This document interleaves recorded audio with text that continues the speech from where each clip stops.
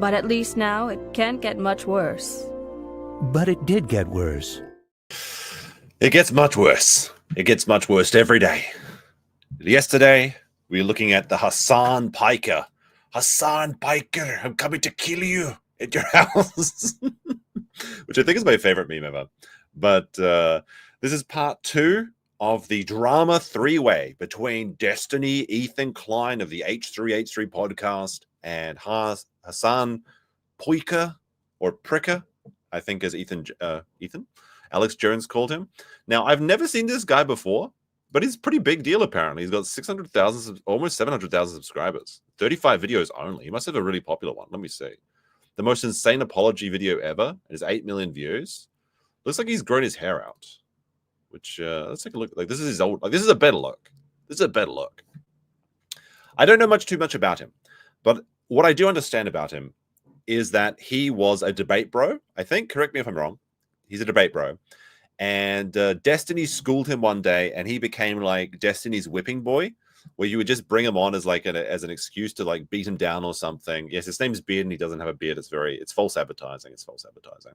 So he had a vendetta against Destiny. He was like, I'm going to be biding my time, collecting every piece of information I can about this guy, and then I'm going to drop my bomb when Destiny's at his lowest. And for a long time, it seemed like Destiny was untouchable. But what isn't untouchable is everyone in Destiny's circle, because he's touched all of them, as he is being now referred to as Jeffrey Epstiny. Oh, not Jeffrey Epstiny. Steven's his first name. Stephen Epstiny, or I think very funny is Sex Pestiny is my favorite one so far. But if there's any other funny names, I would appreciate it. I'm also very disappointed in some people. Even though I asked them to dislike the stream as a joke, they went and did it. And now this stream's already got 10 dislikes. 66% like ratio on this already. Because I pinned a comment saying dislike the stream.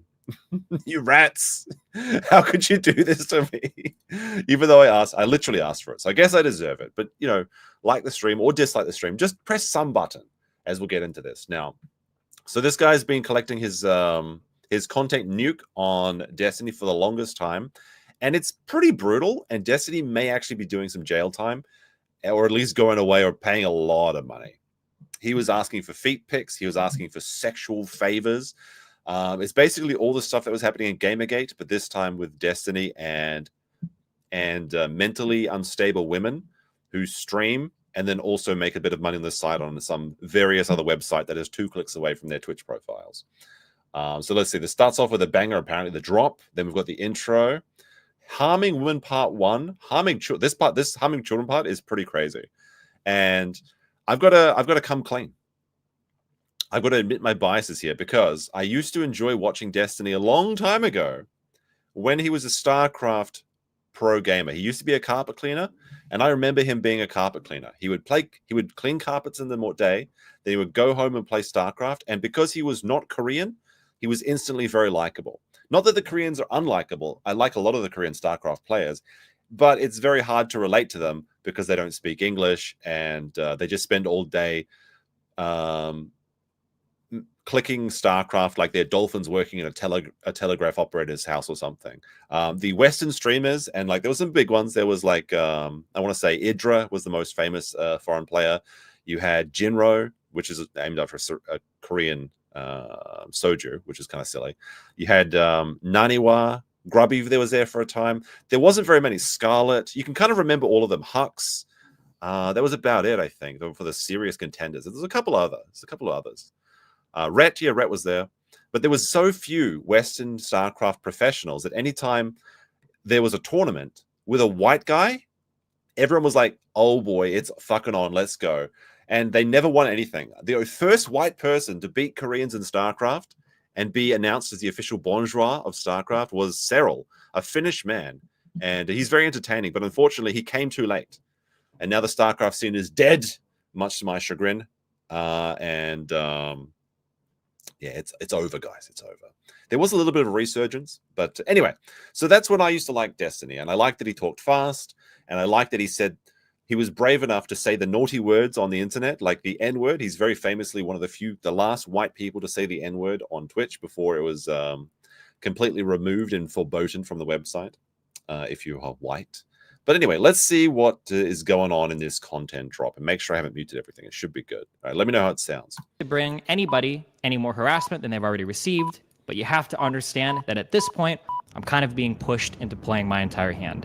There will be no vague allegations today. There will be no mentions of nukes, only mushroom clouds.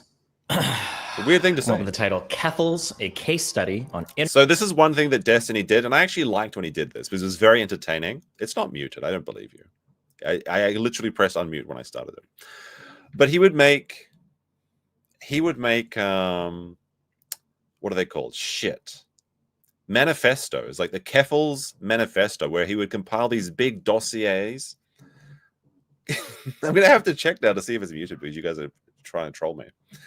But he would make these big dossiers where he would collect all this information about people and then drop it. And there was the Keffels one, and he was one of the first people to come out against Keffels, and that's actually why he's no longer on Twitch.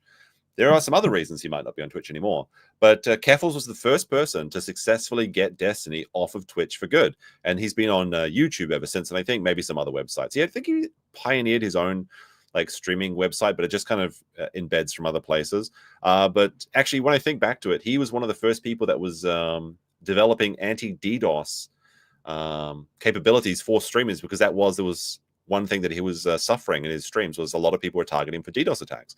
And a lot of the information that helps protect streamers from that sort of thing these days is actually from Destiny. Well, let's see.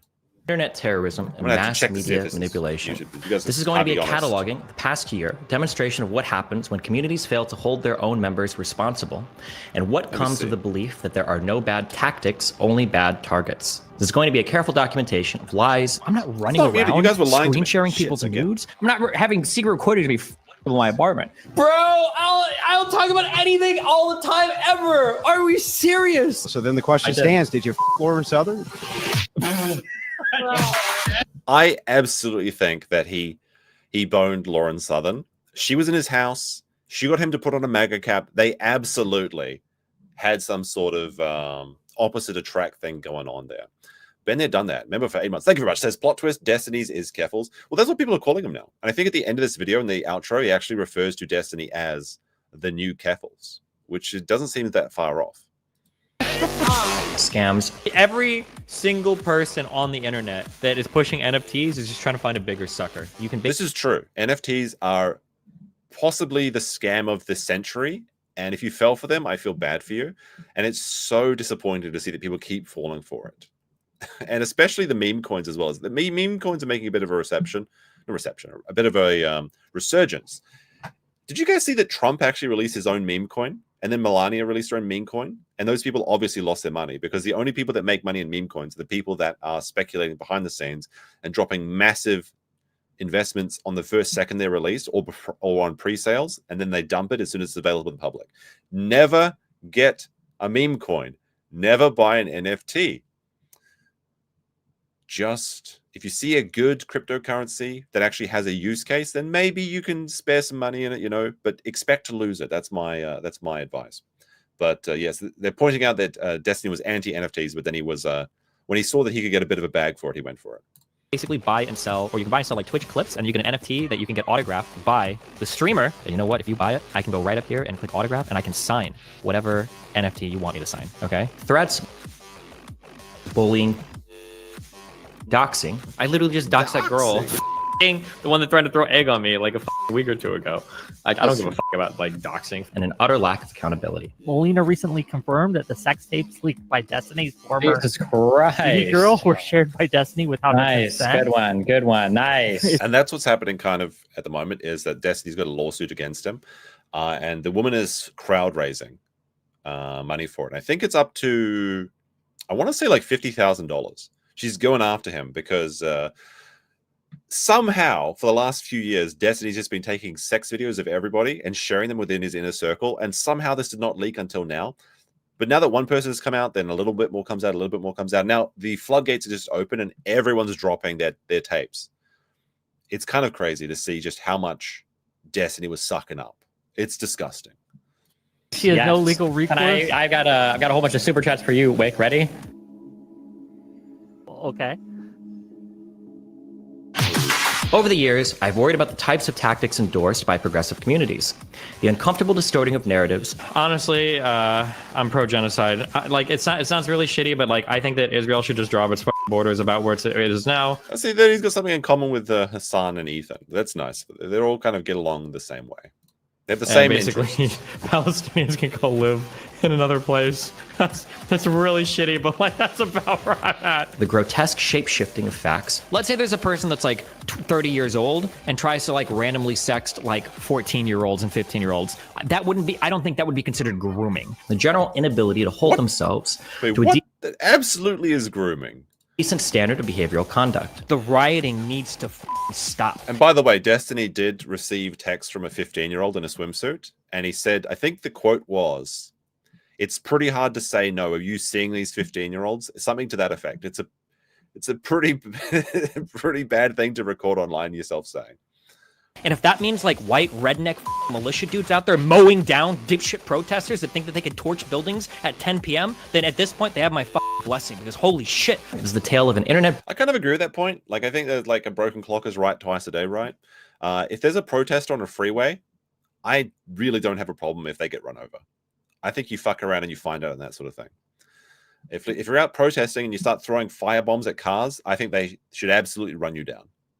Bully given far too much power. Did you guys know that if a bitch breaks up with you and you send her nudes to everybody, even that's wrong, guys? On a mission to seek fame and fortune. So what's that look like revenue-wise? I think last time you said it was $50K a month. It's probably a little bit higher than that now. Yeah. By building a career through vicious conflict. Actually kill yourself. Yes, kill yourself. We've allowed ourselves to gaze into the abyss for far too long. Destiny is the result. All right, this is a pretty hot intro. This was much more effective. The first 2 minutes of this video are excellent compared to Ethan's attempt. Now, Ethan's video against Hasan is up to about 2.2, maybe 2.5 million views at this point. I think it was 2.2 last night. This is how you do a content nuke. You put all of the really salacious shit right at the start. You want to hook people quickly because you're trying to entice them to watch the next part. So if we're doing a video review on the editing, this is excellent. Good so far. Great so far. On January 8th, 2025, the streamer Destiny's ex-wife Melina accused him of sharing pornographic videos of her without her consent to a 19-year-old young woman over Discord. Now, a bit more context on here.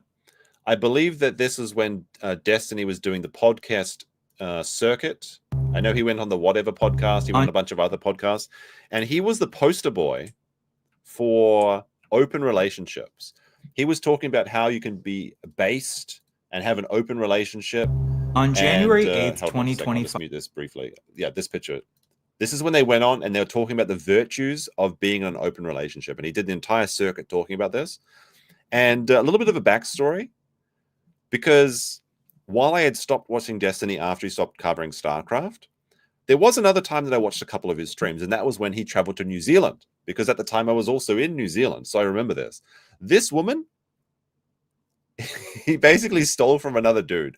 It was super cringe. I think it was in Rotorua, which is not important. It's a funny New Zealand place name. But Rotorua smells like farts because it's a geothermically active area and there's a lot of hot springs. Not as much as in Japan. And the New Zealand hot springs are pretty shit in comparison.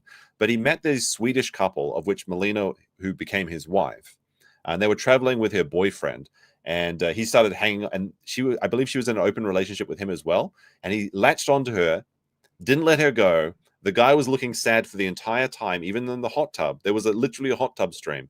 And then lo and behold, he takes Melina back to America and GG, no re, your relationship's over. But this relationship would also be ironically destroyed by another man coming into the mix. Because, guys, if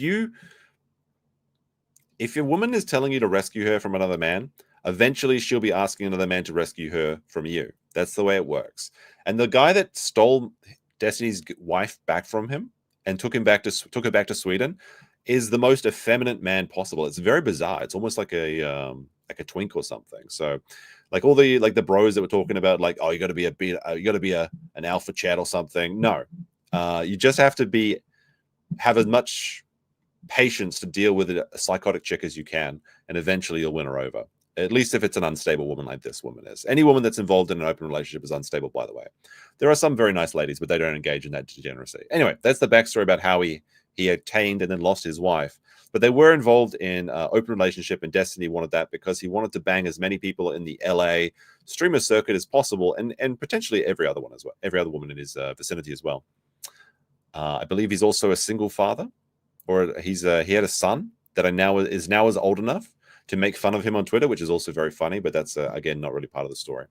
But anyway, his wife was hot. Let's be honest. She was a hot chick, and he was obviously using her booty pics to try and entice other women into these sexual relationships, of which Melina complained. And that was the first such complaint against Destiny that was taken seriously. So that brings us back to where we were, I believe. Destiny's ex-wife Melina accused him of sharing pornographic videos of her without her consent to a 19-year-old young woman over Discord. Something I can't. Discord was a mistake. Discord was a mistake from the beginning. Like, I'm not gonna go into detail or anything, but there's plenty of people that's wondering this, but I feel like this should be obvious. Nothing has happened with consent with anyone. Not me and not anyone else. Like there's been no consent. On January 21st, 2025, one of Destiny's close friends named Pixie accused him of also sharing pornographic videos of her without her consent. Now, I think this chick, Pixie, was like so unstable that no one took her seriously. This is a downgrade, though. Like, I guess I don't understand it, because I think Melina, Destiny's previous wife, is much more attractive than this woman. And why would you bother? Like, if you've got steak at home, why do you go out to McDonald's, is what I'm saying here.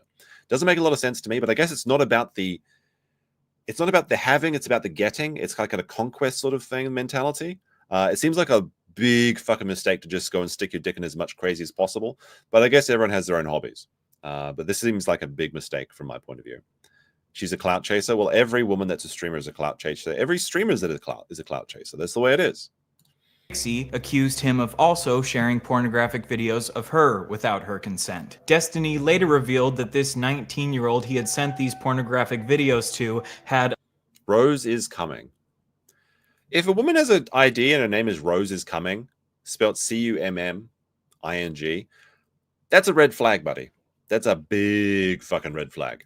Allegedly been hacked, leading to these videos being leaked on the internet. I think a friend of mine's account from that I talked to like 3 or 4 years ago ended up getting compromised, and you know, sometimes you just gotta roll with the memes. Discord will always be hacked. Discord will always leak. If you have any nude photos that you send online, not only is the FBI beating off to them, but they're going into a big government archive that'll eventually be leaked as well. If you put nudes on the internet, they will come out. That's why do not put nudes on the internet unless you want people to see them eventually, because it will happen. There was a man who once said, "You will never see nudes of me on the internet. You'll never see nudes of my wife on the internet because we don't do that stuff because it will always leak." He was right. Unfortunately, he didn't listen to his own advice, and it backfired on him. Of course it did. Let's continue. It is what it is. What do you want me to say? What do you want me to say? Okay. Later on that same day of January 21st, one of Destiny's previous close friends named Cherry not only accused Destiny of sharing a recording of them having sex without her consent. All right, let's have a look at how she spells her name. Cherry as a name is a red flag, and I say this having an aunt named Cherry. But if you spell your name Chairy, and you have a cherry emoji after you, that's a big fucking red flag. But again, all of these women are most likely shilling their OnlyFans, which is the only reason that they're kind of getting the Destiny circuit anyway. What did she say? She says, "Today I was made aware of an intimate audio recording taken of me without my consent that was also shared without my consent. I'm upset right now, and I'm going to have to give myself time to process." It comes to light that Destiny recorded literally every single interaction he had with anyone, which is another psychopath piece of behavior. I think Milo did this as well. Does anyone remember this? Like Milo Yiannopoulos, whatever his name was. He said he had a little like orange flash drive or something of every single recording he's ever had in the sector, and he was going to drop it if he ever needed to burn everyone or something. There's so many psychos on the internet. It's really quite bizarre. But also of recording her without her knowledge. Destiny has since admitted to sharing these sex tapes of Pixie and Melina without their consent. Cherry's allegation is still just an allegation, but she has recently filed a police report against Destiny. This is the story of Stephen Bennell II, a man given far too much power and the ways he has abused this power for his own personal gain.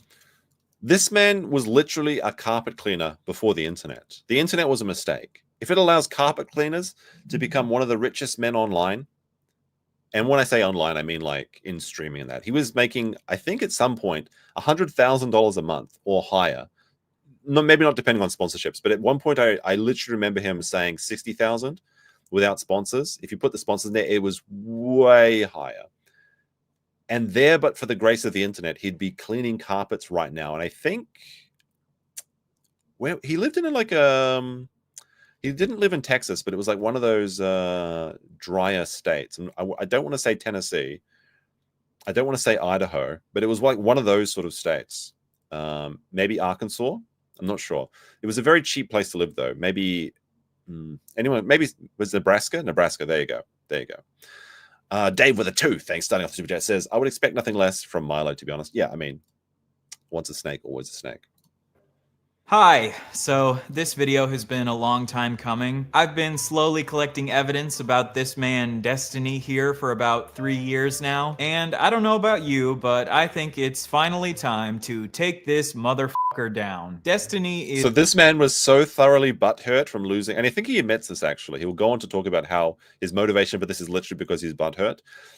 But he was so thoroughly butthurt from an online argument 3 years ago. He's been collecting everything into a like revenge folder, and he was just waiting 3 years. They do say that revenge is a dish best served cold, and look how happy he is. He's just ecstatic. He's got his little suit on. He's got his hair tied back. I'm not sure this is a great look for him.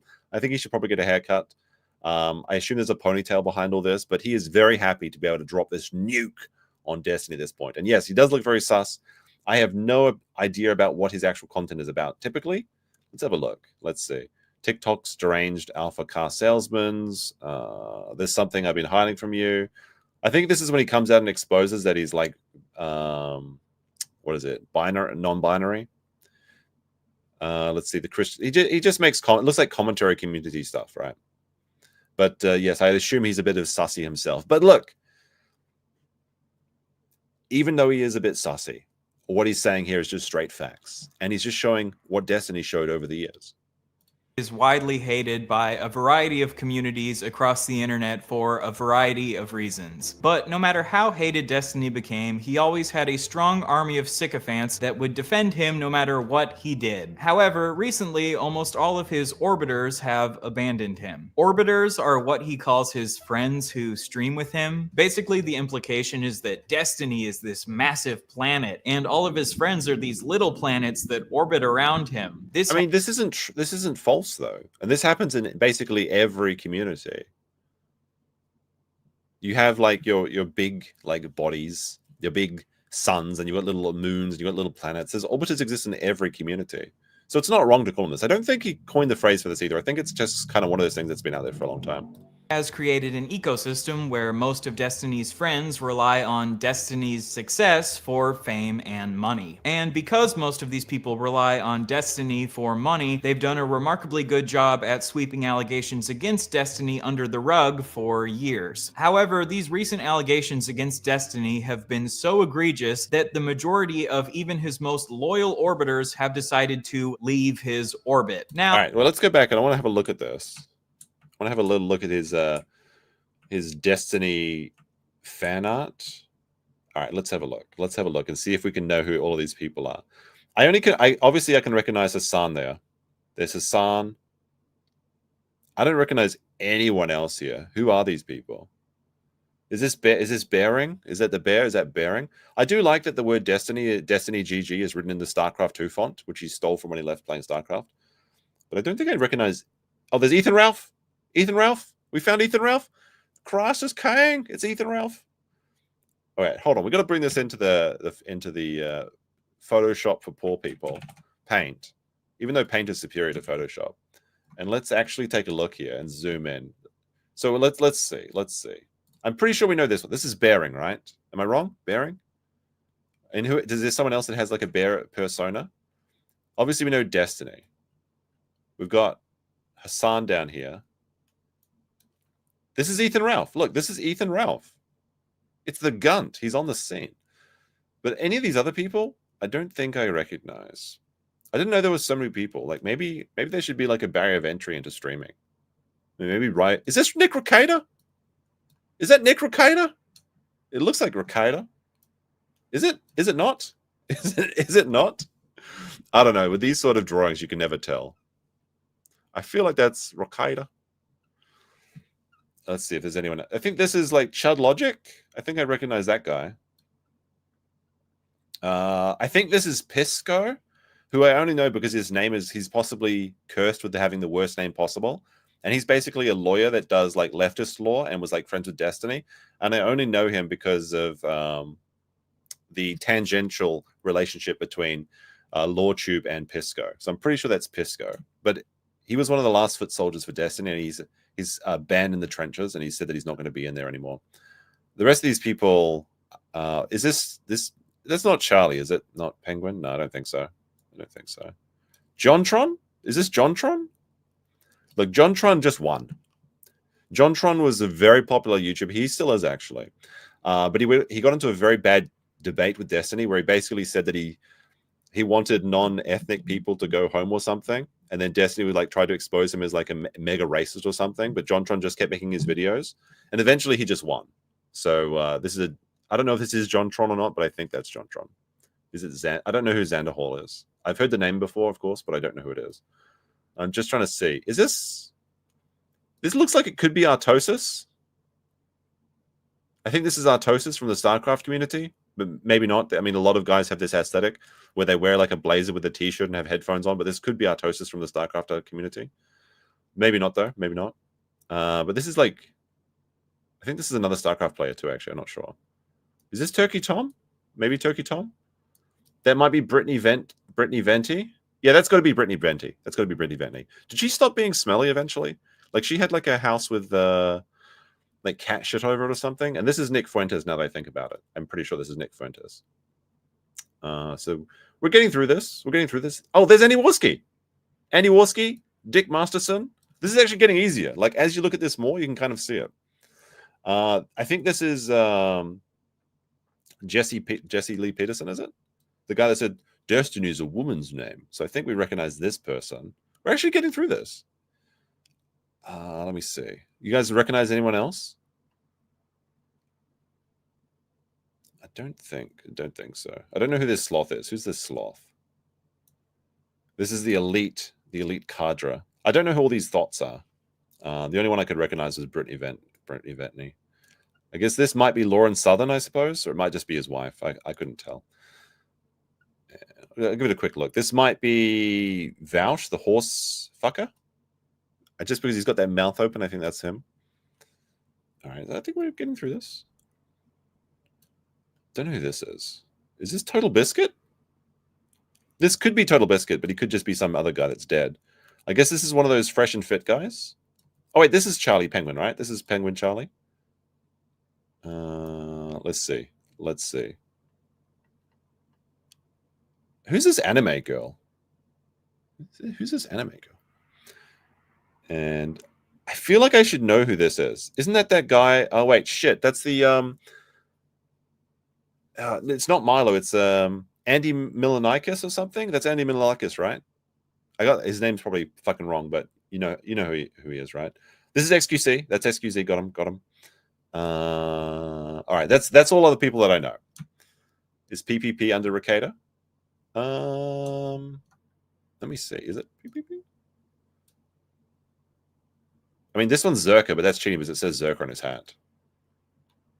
No, that's not PPP. PPP doesn't wear glasses like that. I'm pretty sure that's Andy Milanikis or whatever. Anyway, that's all I can guess. If I got these wrong, too fucking bad. If you got better than me, then you win the stream points or whatever. Leave his orbit. Now, barely anyone is still defending Destiny. One person who is still defending Destiny is Myron Gaines from Fresh and Fit, who recently decided to slut-shame Destiny's victims. Right, go. I feel like so. Myron Gaines, he was caught. Like he runs the Fresh and Fit podcast, or he's one of the half of it. He was caught on a sugar daddy website. So even though he was running a podcast, which his entire purpose is to extract money from a gullible audience, but also to just fuck any of the women that go on that show because they want their 50 minutes of fame, he had to go into a sugaring website and then pay for women to hang out with him. as he's running his like Alpha Chad website, Alpha Chad podcast about how to be a man and get girls and I don't know, fix the family or something by banging as many women as possible. It's very funny.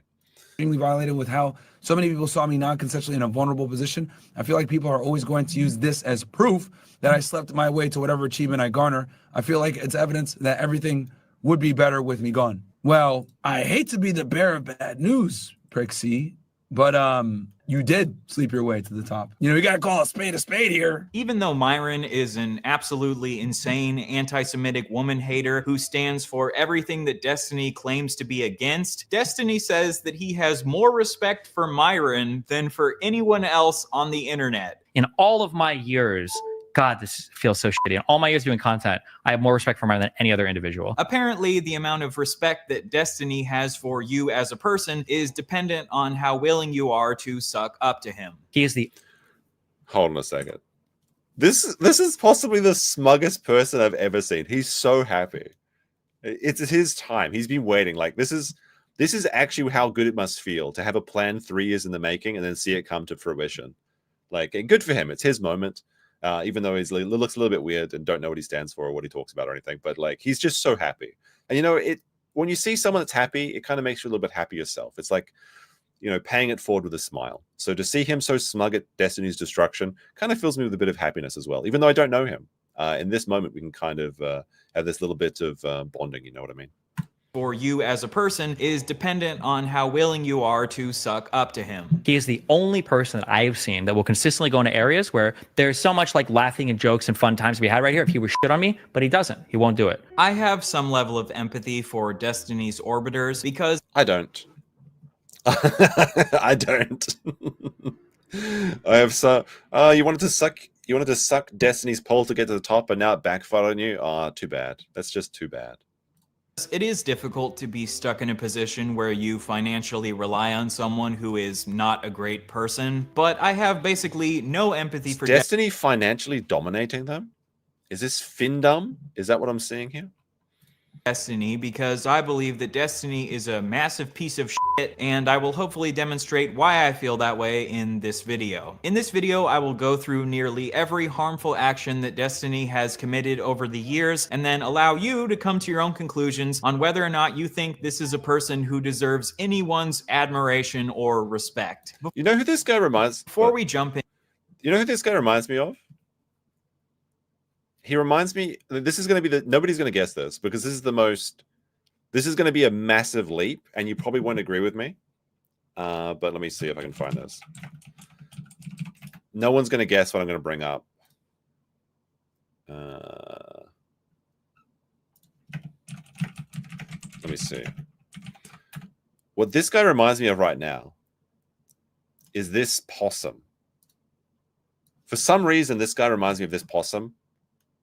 Where a possum found his way into, I guess, a bunch of danishes, and he just eats a bunch of them and destroys them, and he's like, yeah, do what you want, I've already won. That's what I feel like this possum is. He's like, he's dropping this nuke, and he doesn't care what happens next. He's just happy. He's got him. He's got him. He's like, yeah, do what you want. I've already won. That's the look he's got right now. It's the I've already won look. I don't know why, but for some reason, this guy reminds me of that little cute little possum. And I actually really like possums. I think Americans have like a bad impression of possums. But in Australia, possums are really adorable and cute, and we love them. And we feed them rosebuds and things like that. This is true. Brush-tailed possums in Sydney love rosebuds. Wow, there we go. Into Destiny's actions from across the years, I think I should take a little bit of time to dispel some possible well poisoning that Destiny or his community DGG could try to attack me with. The first more like Diddy GG.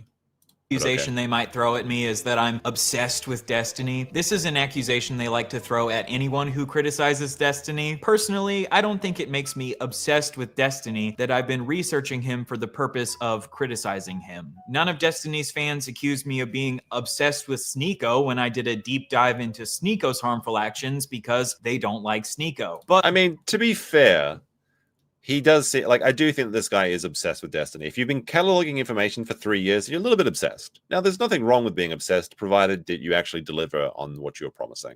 And he does, as I've seen so far.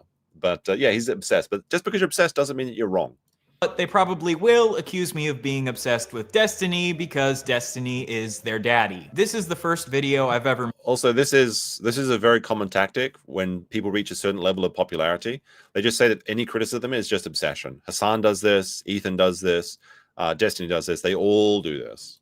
Made about Destiny, and it'll probably be about an hour and a half long. Compare that to the probably hundreds of hours that Destiny has spent on his stream criticizing Hasan. And I have nothing against Destiny criticizing Hasan. It would just be pretty hypocritical to accuse me of being obsessed with Destiny for making 1 hour and a half long video about him, while Destiny has talked about Hasan for hundreds of hours. Destiny has written multiple incredibly long manifestos criticizing creators like Vosh, Keffels, and Bob7, who Destiny believes have wronged him over the years. Although I find the label of manifesto a bit cringe, I see nothing inherently wrong with Destiny writing manifestos to chronicle the bad behaviors of these creators. So yeah, I've got no problem with that either, because especially if it's part of your job, because this guy's job is YouTube, and it's just research for the purposes of creating content. So nothing wrong with it. Is it cringe to call a manifesto? Perhaps. But I think it's kind of catchy. It's kind of memorable.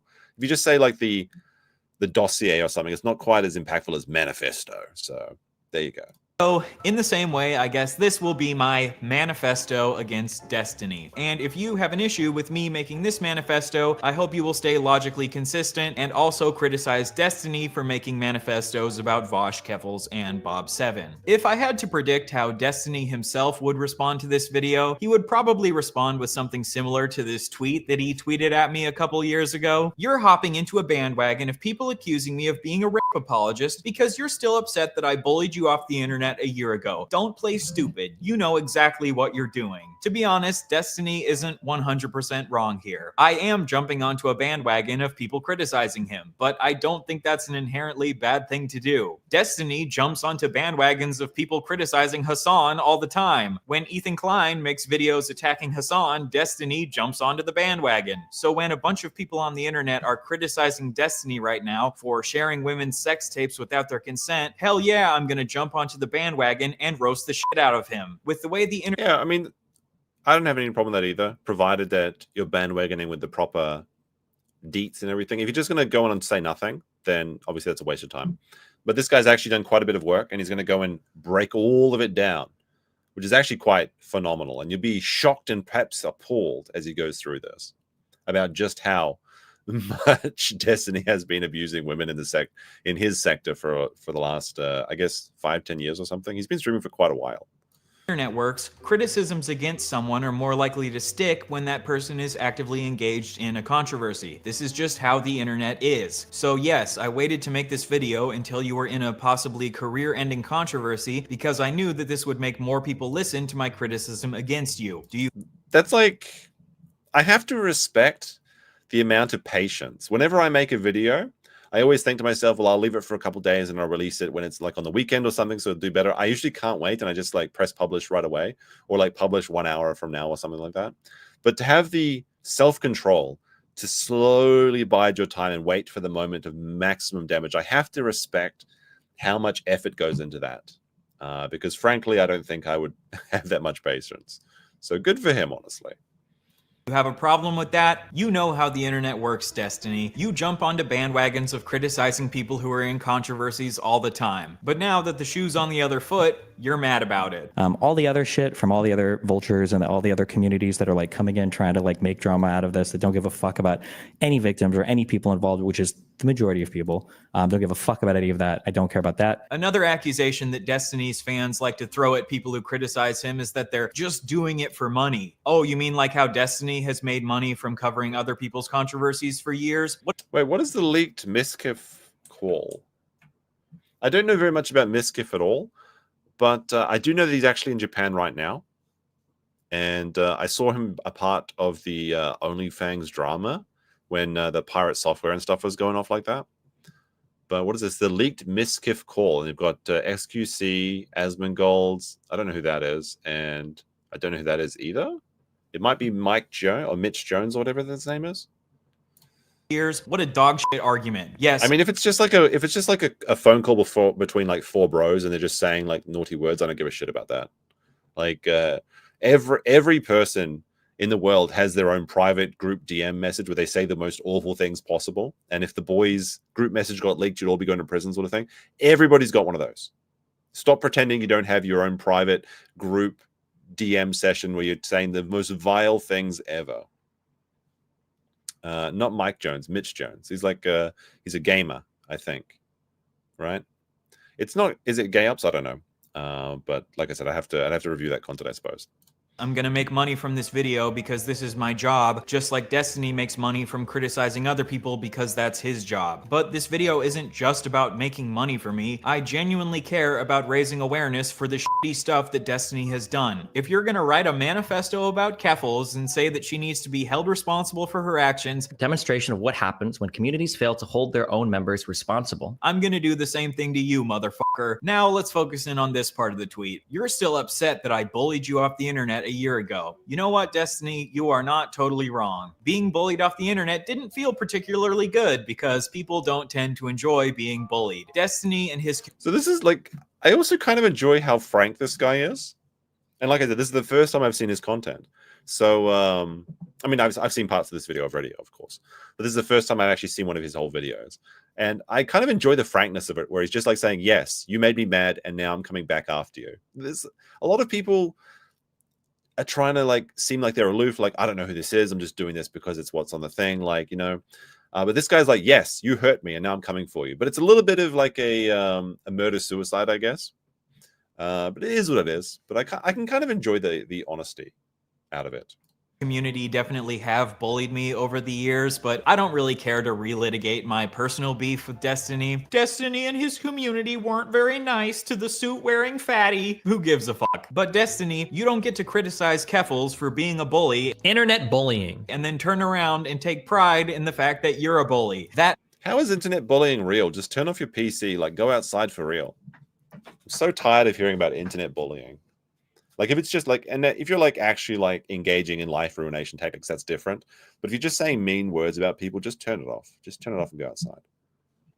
Is called hypocrisy. The fact that Destiny and his community have bullied me in the past probably is a factor in why I chose to make this video. And I would argue that the treatment that Destiny received from creators like Vosh and Keffals is one of the reasons he made manifestos against them. As much as I might want to, I am a human being and I can't fully separate myself from my own personal biases. And the fact that I have been bullied by Destiny and his community in the past does probably make me somewhat biased against them. If you feel like my personal bias against Destiny means that I'm not the right person to make this video, I respect that opinion and I encourage you to go watch a different YouTube video. But in this video, I'm going to try my absolute best to be as unbiased as possible and stick to the facts as much as possible. I am going to try my best to not view Destiny in bad faith because I think even if you view him in good faith, he's still a piece of shit. I do feel like one of Destiny's tactics from across the years is to be incredibly mean to anyone he has a conflict with. So when that person eventually decides to make a video criticizing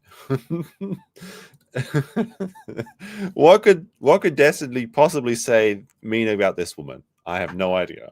Let's finally talk about Destiny, misogynist, cheater, and grape apologist. How could he possibly criticize this woman?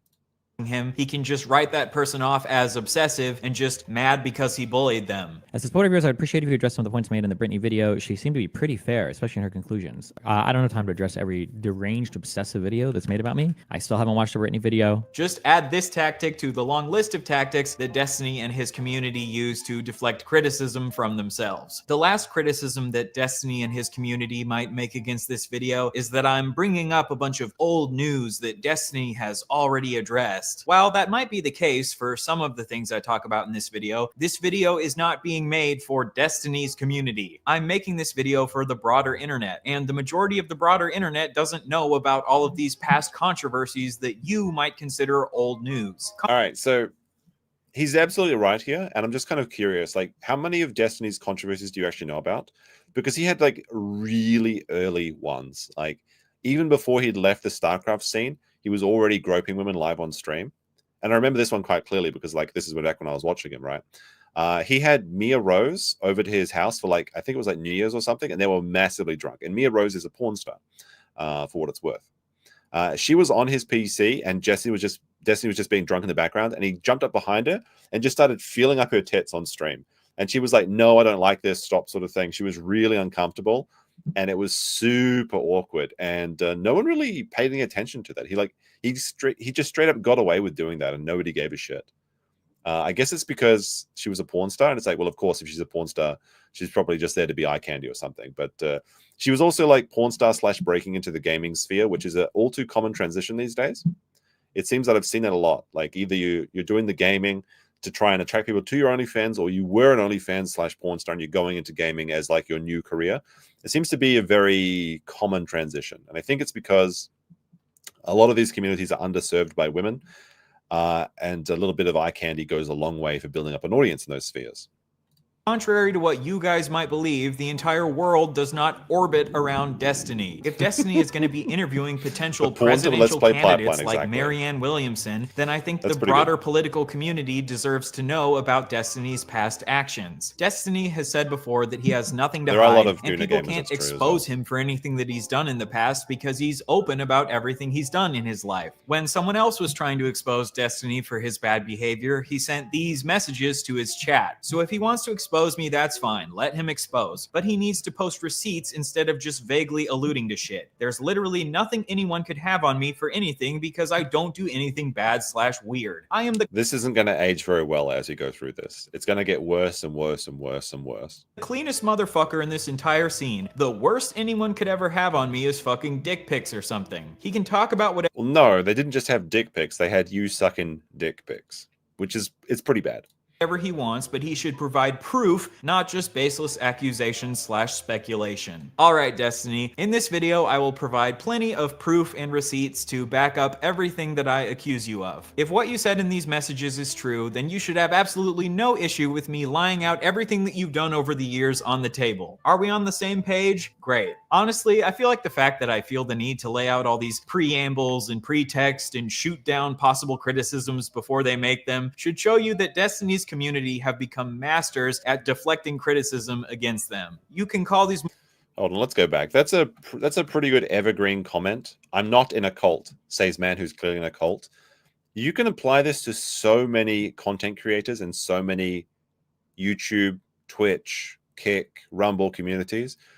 When people get like attached to a personality, there's a lot of people that'll just defend them no matter what. It doesn't matter what they're doing to other people. It doesn't even matter what they're doing to children. They will just like, he did nothing wrong. He's a good boy. It's insane. It's exactly cult-like behavior. Discord is the new cult space. It's not happening in like Arizona or in the desert anymore. It's happening. The real cults are the Guna cults that are happening in Discords. Destiny's community have become masters at deflecting criticism against them. You can call these motherfuckers Bert from Mary Poppins in the way that they're masters at sweeping. The joke here is that Bert from Mary Poppins is a chimney sweep. It's a funny joke, okay? Fuck off. My goal in this video is not to push some sort of political agenda against Destiny. I actually think he is a very smart dude who's one of the best debaters on the internet and one of the best people at using logic to defend liberal values. He's using facts and logic to destroy the liberals. I debated Destiny a couple times a few years ago, and he definitely wiped the floor with me, especially in our second debate. I have no shame in admitting that. Destiny is definitely a better debater than I am. Even if I disagree with a lot of his opinions because I'm a leftist, I can still recognize that he's done a great— Why is he debating Colonel Sanders after he shaved? Who is this guy? Like, is this like...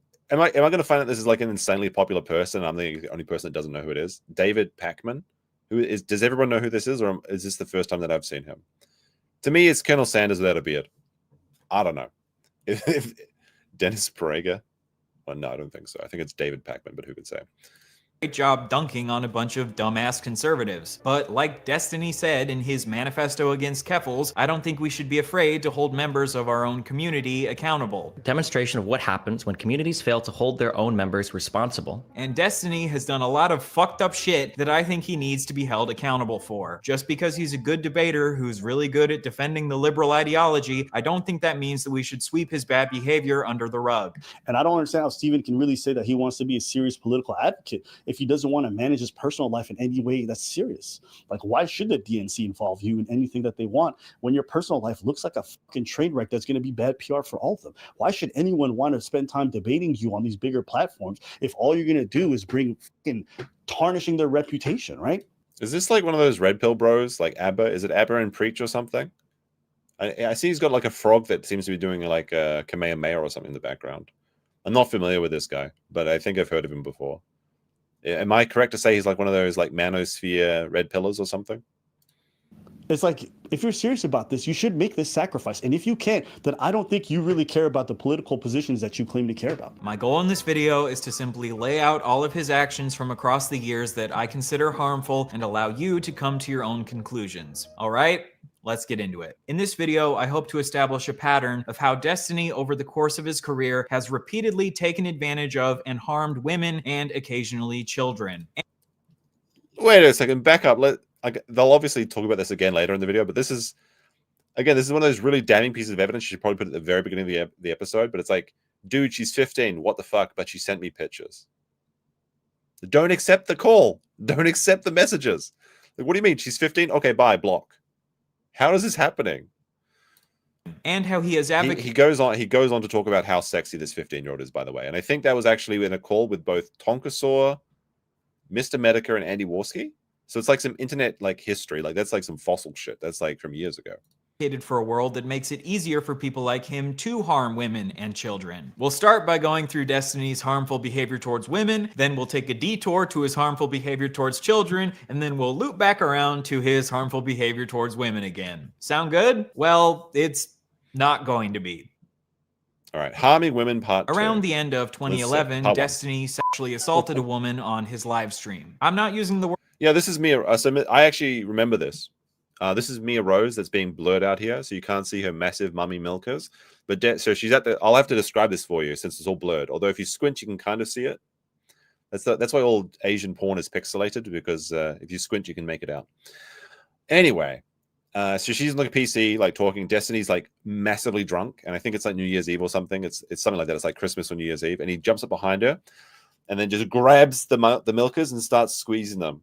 And that's how it goes. But it's been blurred out, which I think you could play this on YouTube. It's fine. But I guess you want to keep monetized or something. It's fine. Yeah. Word allegedly here because we have video of him doing it, and he has openly admitted that it was sexual assault. I would say that in my streaming career in the past, like totally publicly, like I completely and totally like assaulted a girl on stream before for like fucking 5 minutes or whatever. I got super fucking drunk and was like grabbing her fucking breast the entire time. Later. I mean, that's how he started his career, basically. This is when he was small time. He started out. 5 minutes of sexual assault on camera. And he just straight up admitted to it. And nobody gave a shit for the entire time. Pretty crazy. Like when a guy's just like unabashedly like admitting the truth, and you've got like a hardcore audience, you can just say whatever you want, I suppose. Pestiny has attempted to downplay his actions here by tweeting, "I was drunk off my ass, literally for the first time in my life." And he said that at the time, he didn't understand how bad it was, but now, looking back years later, he understands that it was reprehensible behavior. And at the time, I figured like, oh, well, you know, we're gonna fuck anyway, like it doesn't matter, like she's chill or whatever, like I'm drunk, it doesn't matter. Like at the time, I'm thinking like, you know, oh, it's not a big deal. But like looking back, I'm like, okay, wait. Yeah, but it's a completely different in front of an audience. That's the issue. Is like, I have no doubt in my mind that when Mia Rose, the porn star who was friends with Destiny, came over to his house and got drunk on New Year's Eve, that they were planning to bone after the stream. But that doesn't mean that she wants to be exposed or molested in front of like 2,000 live viewers or something. That's the issue there. Although Destiny was very drunk. So obviously you can't expect him to think reasonably about this, but that doesn't absolve him of these actions either. Like if you get drunk and get in a car, you're still responsible for those actions. This is like same with getting drunk and going on stream. You're still responsible for those actions. And I know this because I've been drunk on stream many times. Really, really, really reprehensible behavior. But if you go back and watch the clip, immediately after assaulting her, he says, "Listen, I'm going to apologize to you so much tomorrow." Listen, I'm going to apologize to you so much tomorrow. Why would you? That's an ick moment there. Like, you can see the cringe coming off her body. Like, look at this. Listen. So this is the unblurred video of it. So she did have pretty big honking milkers. Okay, so Destiny knew what was going on when he put her on stream. But look at the way she recoils from him. I'm gonna apologize to you so much tomorrow.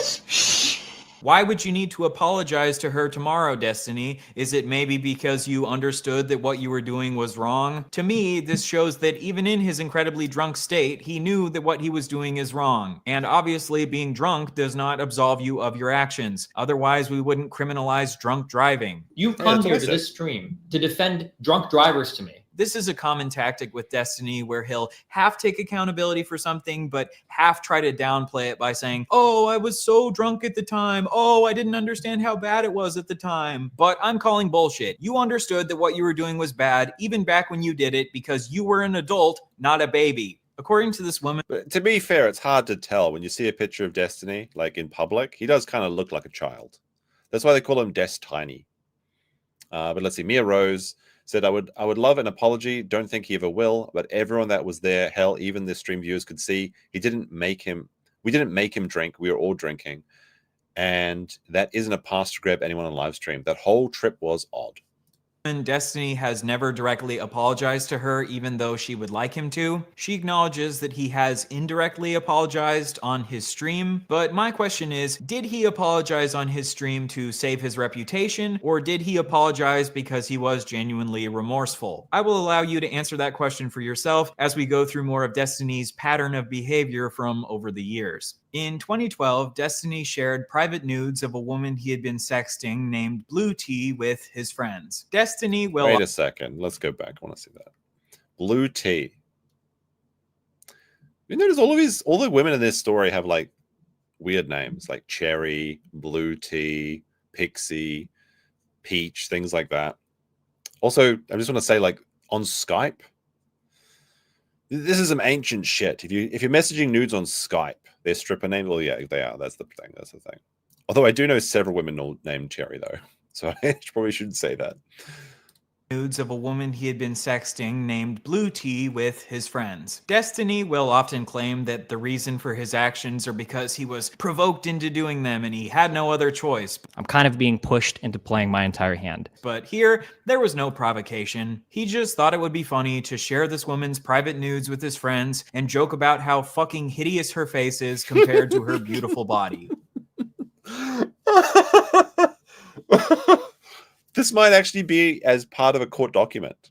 If this goes to trial, Your Honor, I point you to evidence 10. She was a butterface, Your Honor. I mean, just look at her, Your Honor. She was a butterface. What? Objection. What do you mean by butterface? Well, I mean, she's hot and all, butterface. Come on now. That is funny. Hideous face compared to a beautiful body. I mean, that is just funny, though. Like, it's, you know, it's horrible and everything, but it's just funny. And he also insulted her because he thought she looked like Shrek. So he shared a woman's private nudes without...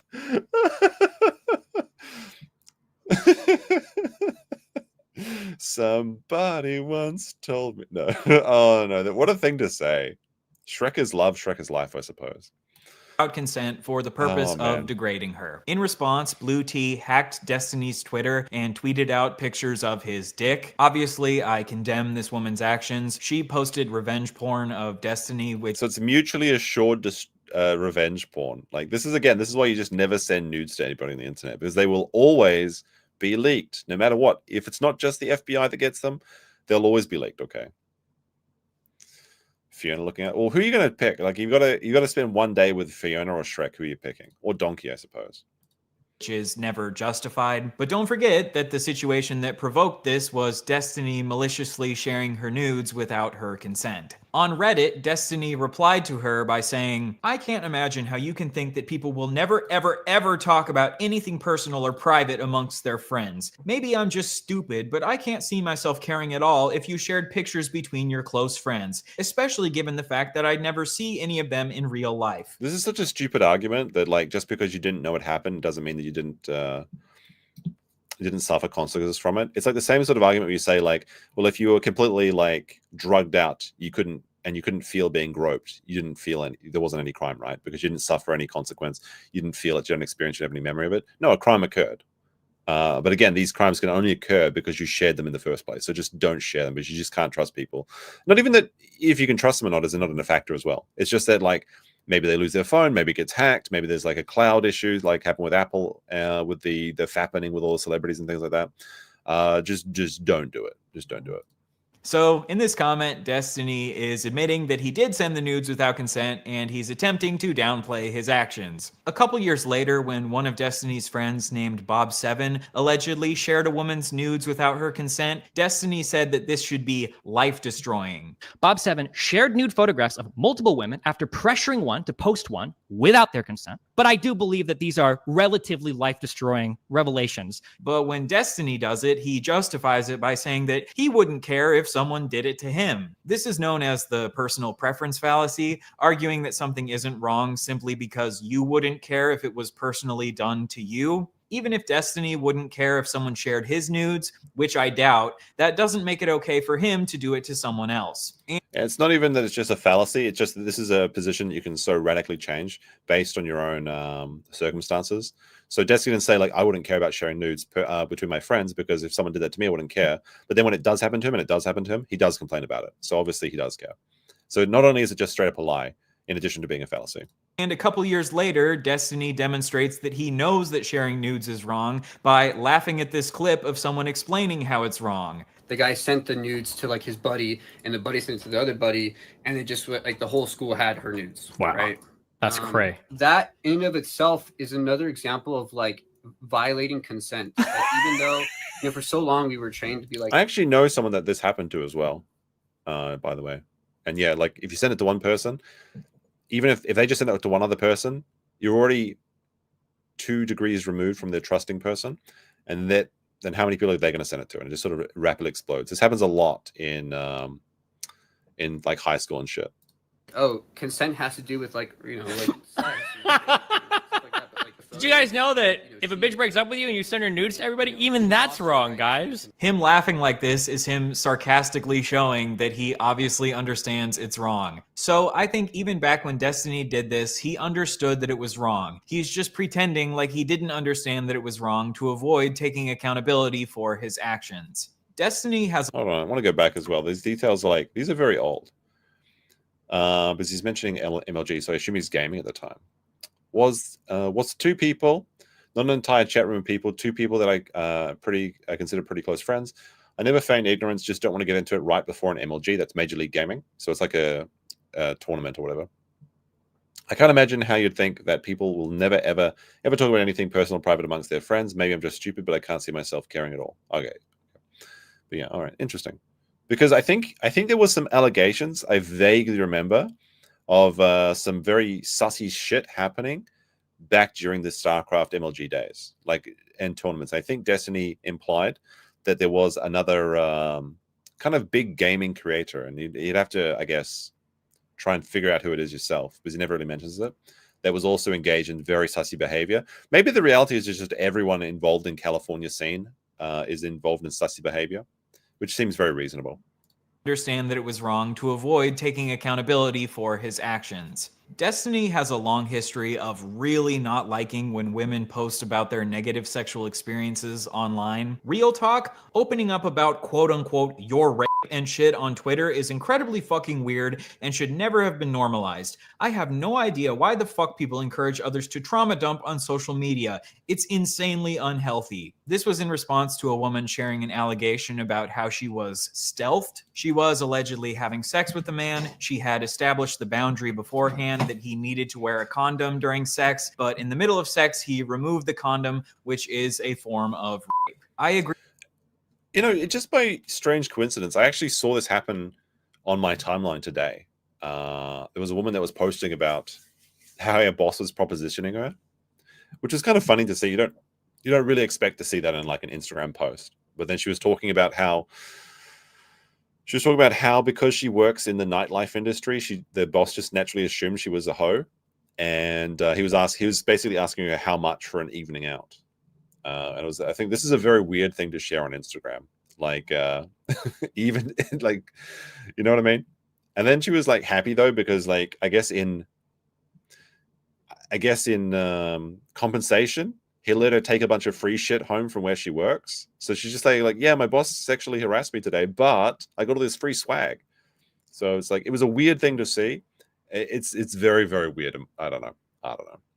agree with Destiny that sometimes trauma dumping on social media can be unhealthy, but sharing allegations on social media obviously has the possible benefit of holding people accountable for their actions. And putting the words "your rape" in quotation marks obviously implies that he's casting some level of doubt onto her story. It's one thing to wait to see evidence before you fully believe someone's story that they post on social media. It's another thing to instantly cast doubt on their story just because you're annoyed that they decided to post about it on social media. This controversy started because Destiny had retweeted someone who tweeted, "If you knew he took off the condom and you couldn't even bring yourself to say anything, you shouldn't be having casual sex." A bunch of people...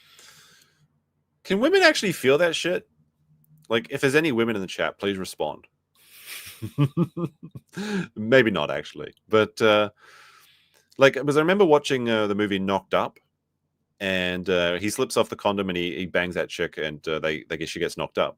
And they go on an entire arc about talking about how women should be able to feel the difference between a condom and the skin. He's like, was I wearing a dick skin condom or something? He's like, says something like that. Like, I assume in the moment, if people are really drunk, you wouldn't be able to tell. I don't know. Am I serious? I don't know. I'm just thinking. I'm just saying what comes out of my mouth tonight. It's like a stream of consciousness.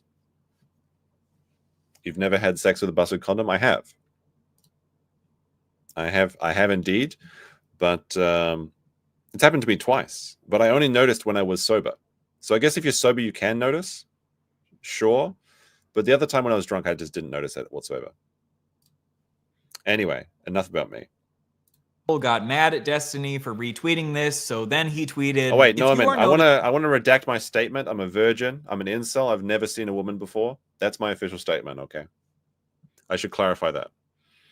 Someone is taking a condom off and you can't say anything, you probably don't have the emotional maturity to engage in sex. You should probably just grab a caretaker or something and stick to masturbating to furry porn. Sorry. People got even more mad at this tweet, so then he tweeted, "Sorry, I want to apologize for my last tweet. You should treat every single woman you come across like a retarded child who's incapable of voicing an opinion about literally anything." I mean, no.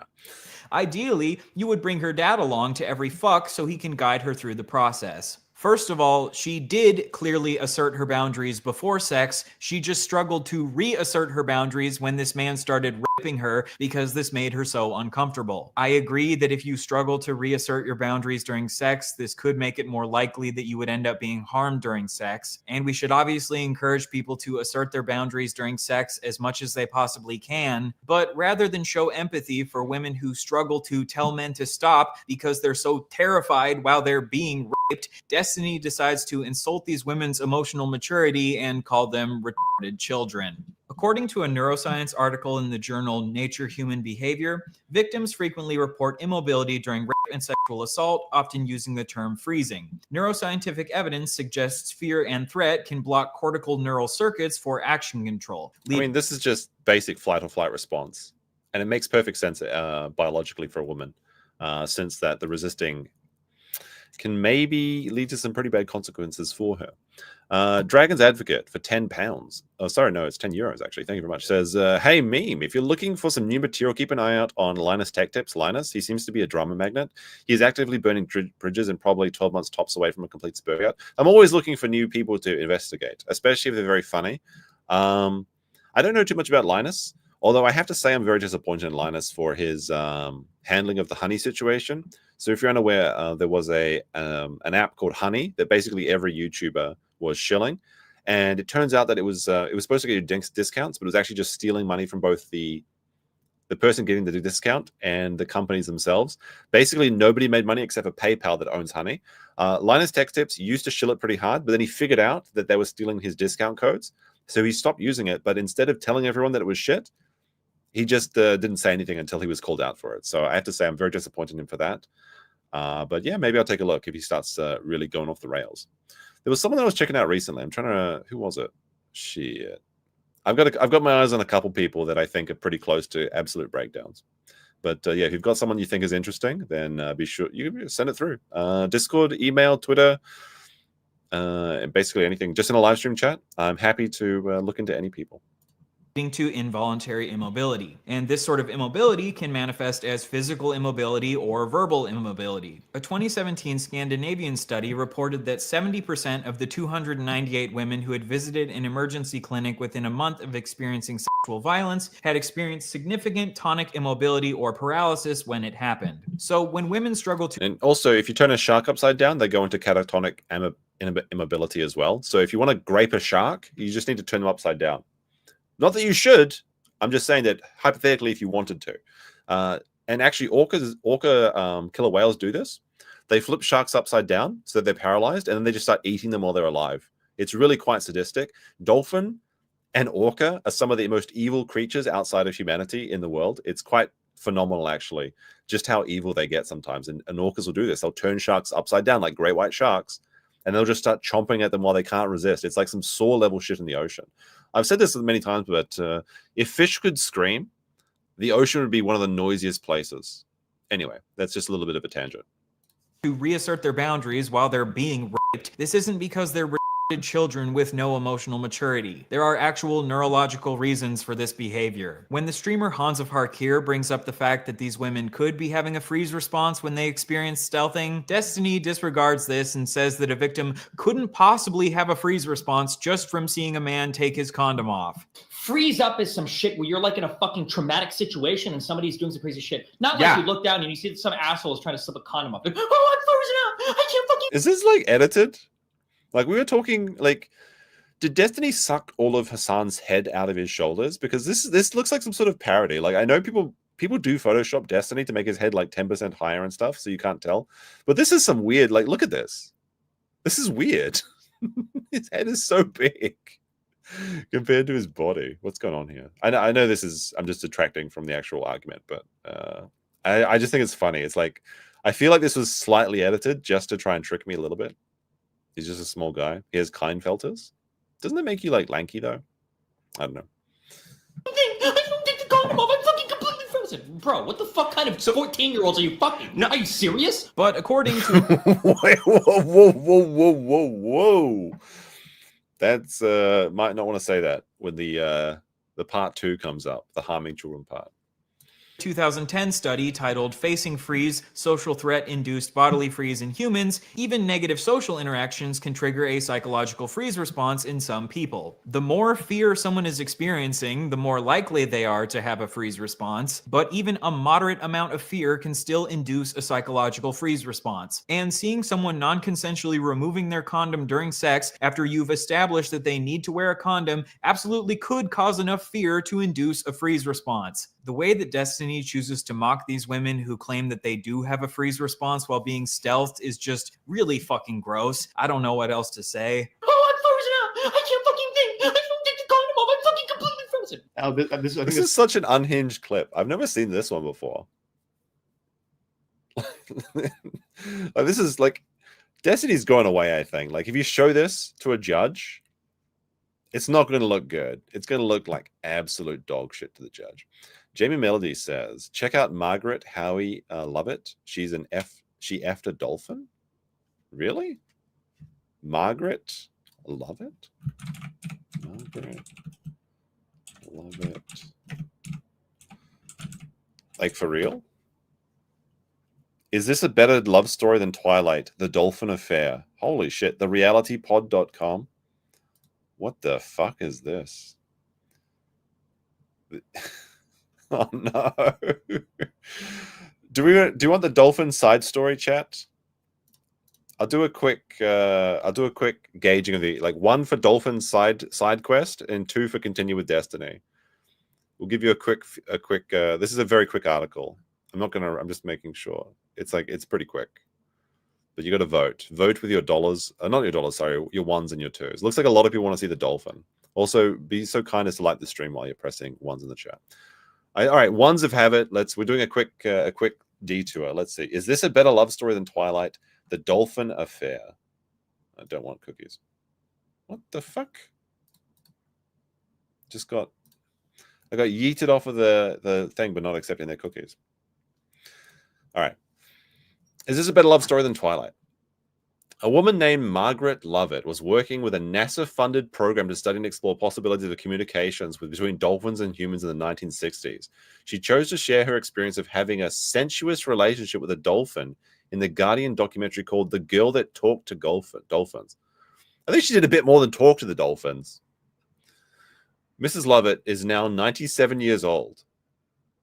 Stated that when she was working as an assistant scientist for Dr. Lilly at Dolphin House, located in St. Thomas in the U.S. Virgin Islands, come on now, in an attempt to teach the dolphins to speak through the blowhole, she lived in isolation for 6 months with a bottlenose dolphin named Peter.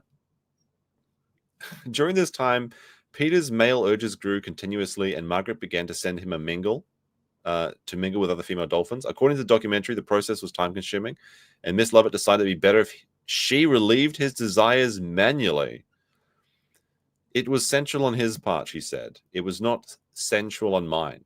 Sensuous, perhaps, the veterinarians on St. Thomas Andy declared. The dolphin was madly in love with her. This is just animal abuse. In 1965, Dr. Lilly became interested in the hallucinating effects of the substance called LSD and began experimenting with the dolphin. Oh my God. Science was a mistake. Lovett, along with the individuals involved, disproved the experiment, which they believed showed lack of concern for the welfare of the animal, but Dr. Lilly persisted. Over a period of time, there became a shortfall in the progress of the project, and the funding was ultimately cut. Peter was transferred to another dolphin lab located in Miami, where he fell into depression due to the separation from Lovett. And this is why it's animal abuse, by the way. Like, a lot of sicko animal people will say, like, well, the animal's consenting to it. Like, no, animals don't have the ability to consent to this, and it fucks up their brain because this typically happens with dogs and a certain type of woman. But what happens is they bond to these animals in such a way that it really causes stress within their minds. Because if you're an animal and you're in this sort of engaging, you know what I mean, you're engaging in this, then you think that the female human is your partner. And then when you see them leave the house, it causes an unimaginable amount of psychological stress. It's just animal abuse straight up, and it's disgusting. So it doesn't surprise me this actually happened. And dolphins have been known to like self-delete themselves in captivity as well. Realistically, we should never be having dolphins in any captivity because they're smart enough to be able to be depressed, unlike, say, fish that just don't feel anything except like going around in circles. But anyway, the once cheerful dolphin eventually took his own life through voluntary suffocation. See, I told you, dolphins just decide to stop living if they get sad enough. And he couldn't see his bitch on the down low anymore, so he decided to end it all. He couldn't. Once you go human, you can't go back to the dolphins. Oh dear, disgusting. Rick O'Barry for the Dolphin Project told the oh wait, is that the guy that got banned from Japan that was in the Cove movie? That's a harrowing movie, by the way. I actually live pretty close to the Cove, and I've considered going down there and seeing it for myself. In fact, the Cove town, it's called Taiji, where they slaughter the dolphins. They're trying to repair their public image, and they sent out like feelers to people saying like, hey, do you want to shill for the Dolphin Cove town? They're like, we'll give you free hotels, and you just say this town is great. You get to do boogie boards and stuff. I'm like, but what about all the dolphin eating? And they're like, well, let's just not mention that. I'm like, I don't know if I can go along with this. Anyway, Rick O'Barry of the Dolphin Project told The Guardian, dolphins are not automatic breathers like we are. Every breath is a conscious effort, just like everyone in chat is now manually breathing and blinking. If life becomes too unbearable, those dolphins just take a breath and they sink to the bottom. They don't take the next breath. That's actually very sad. The documentary premiered at the Sheffield International Documentary Festival on June 11th, 2014. Oh, look at that. You can watch it right on YouTube, although we can't watch it because it's BBC, the British broadcasting cucks that decided to copyright everything. What a fascinating little side story in this story about Destiny. Hopefully that dolphin had a better destiny than the actual Destiny, Stephen. Anyway, yes, they're mouth breathers, but manually blinking as well. That's what everyone has to do now. This is from the person who is the retarded child. They said, I've actually been raped, and saying, no, just made him rape me harder. I know that's what happened after he pulled out. This is not incomprehensible that I would just walk away from that situation. It sounds like she needs to stop having casual sex. To be clear, I don't think that Destiny That's a is woe, saying buddy. it's okay to stealth people, but I do think he is choosing to mock women for something that is outside of their control. Obviously, women do have some level of control over reasserting their boundaries during sex, and we should always encourage people to assert their boundaries as much as possible. But if someone is struggling to reassert their boundaries because of a freeze response when someone is raping them, maybe we shouldn't call them retarded children. After this controversy, the absolutely brilliant trans activist known as Keffels decided to make a false allegation against Destiny. She claimed that Destiny... Didn't Keffels just like go off the, like, is Keffels just gone now? I mean, I hope they are. But like, there was like a wild 6 months where Keffels was like the biggest thing on Twitch. They were like they were like attacking people left and right, and every mainstream media was behind Keffels. And then it just all turned out to be fake. They stole $100,000 that they were raising for a law fund to attack people that were doxing her or something, or him or whatever. And then they fled to Ireland and just decided to start doing drugs. And I think they just put the entire $100,000 up their nose. But I'm pretty sure Keffels just disappeared. Am I wrong? Or is Keffels back on the internet? Remember there was back when Nick was still in the good graces of the majority of the LordTube community. The Keffels, Duncan MacLeod, and Nick fiasco. That was quite a wild ride. In fact, Nick actually got his entire channel yeeted for a few days because he got sent a bunch of false ethics complaints, and he was going to read all of their names live on stream, and that got his channel yeeted, but it came back very quickly. Nick with a €2 says, "I'm not saying it wasn't grape, but is grape really bad?" It is. Jokes aside, it's not great. It's not great.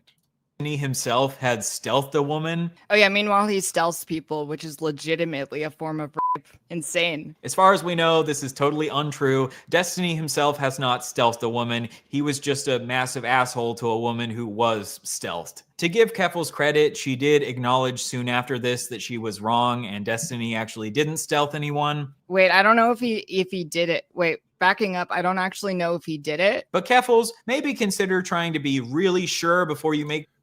So stealthing is you engage, you begin to have sexy times, you put on a condom, then you like the chick turns around or something, you slip the condom off, so you're going bareback. That's what stealthing is. You're taking off the condom stealthily. And this is regarded as a form of rape. I'm not like, it's obviously a very shitty thing to do, no question asked. I'm not sure if it counts as rape technically in the legally. I'm not sure. I haven't really thought about this. I mean, it's a shitty thing to do because you can get pregnant and you can get STDs and everything like that, and you're obviously not consenting to that having been done. So I don't know. I'd have to think about it more. But I don't think it's technically. I think is it that big of an issue? Like, do people do it all the time or something? I mean, I don't know. Like, a condom breaking isn't stealthing though. That's just 18 years of child support payments. But yeah, who can say? Is it technically grievous bodily harm? I could see that. I could definitely see that. But you could get like AIDS or something, you know. Very unlikely, obviously. But if you're engaging in a lot of casual shit, especially in America and especially in California and especially with streamers, because streamers, especially LA Twitch streamers, have an insanely high rate of STDs. I don't know if you know this, but this is actually a fact. I mean, if stealthing is rape, then a girl telling a guy she's on birth control would be rape. That's financial rape. That's financial rape. But yeah, it is what it is. That's the baby trap. These types of allegations against people. Destiny is correct that spreading false allegations like this absolutely does undermine the cause of the left. Making this false allegation against Destiny allowed him to shift his focus onto your false allegation instead of focusing on the fact that he was a massive asshole to this woman who was stealthed. Unfortunately, many of the people who have tried to take down Destiny over the years haven't been the sharpest tools in the shed. Speaking of tools in the shed, let's talk about the time that Destiny tweeted that he hopes a woman is raped to death with a shovel. In 2015, the porn star Stoya tweeted allegations that the male porn star James Dean had raped her. This tweet really upset Destiny because, as we've established, he really does not like it when women talk about their negative sexual experiences online. Jesus, why not file a fucking police report instead of tweeting this? You're fucking disgusting. What a fucking idiot at. I mean, this does seem like he has a bit of pent-up rage. Is it possibly because when he was younger and a carpet cleaner, he couldn't get any ladies, and now that he's rich and successful, all of his sexual acts and interactions is about getting sexual revenge on people, which is why he takes recordings of them to use later as leverage? I wonder.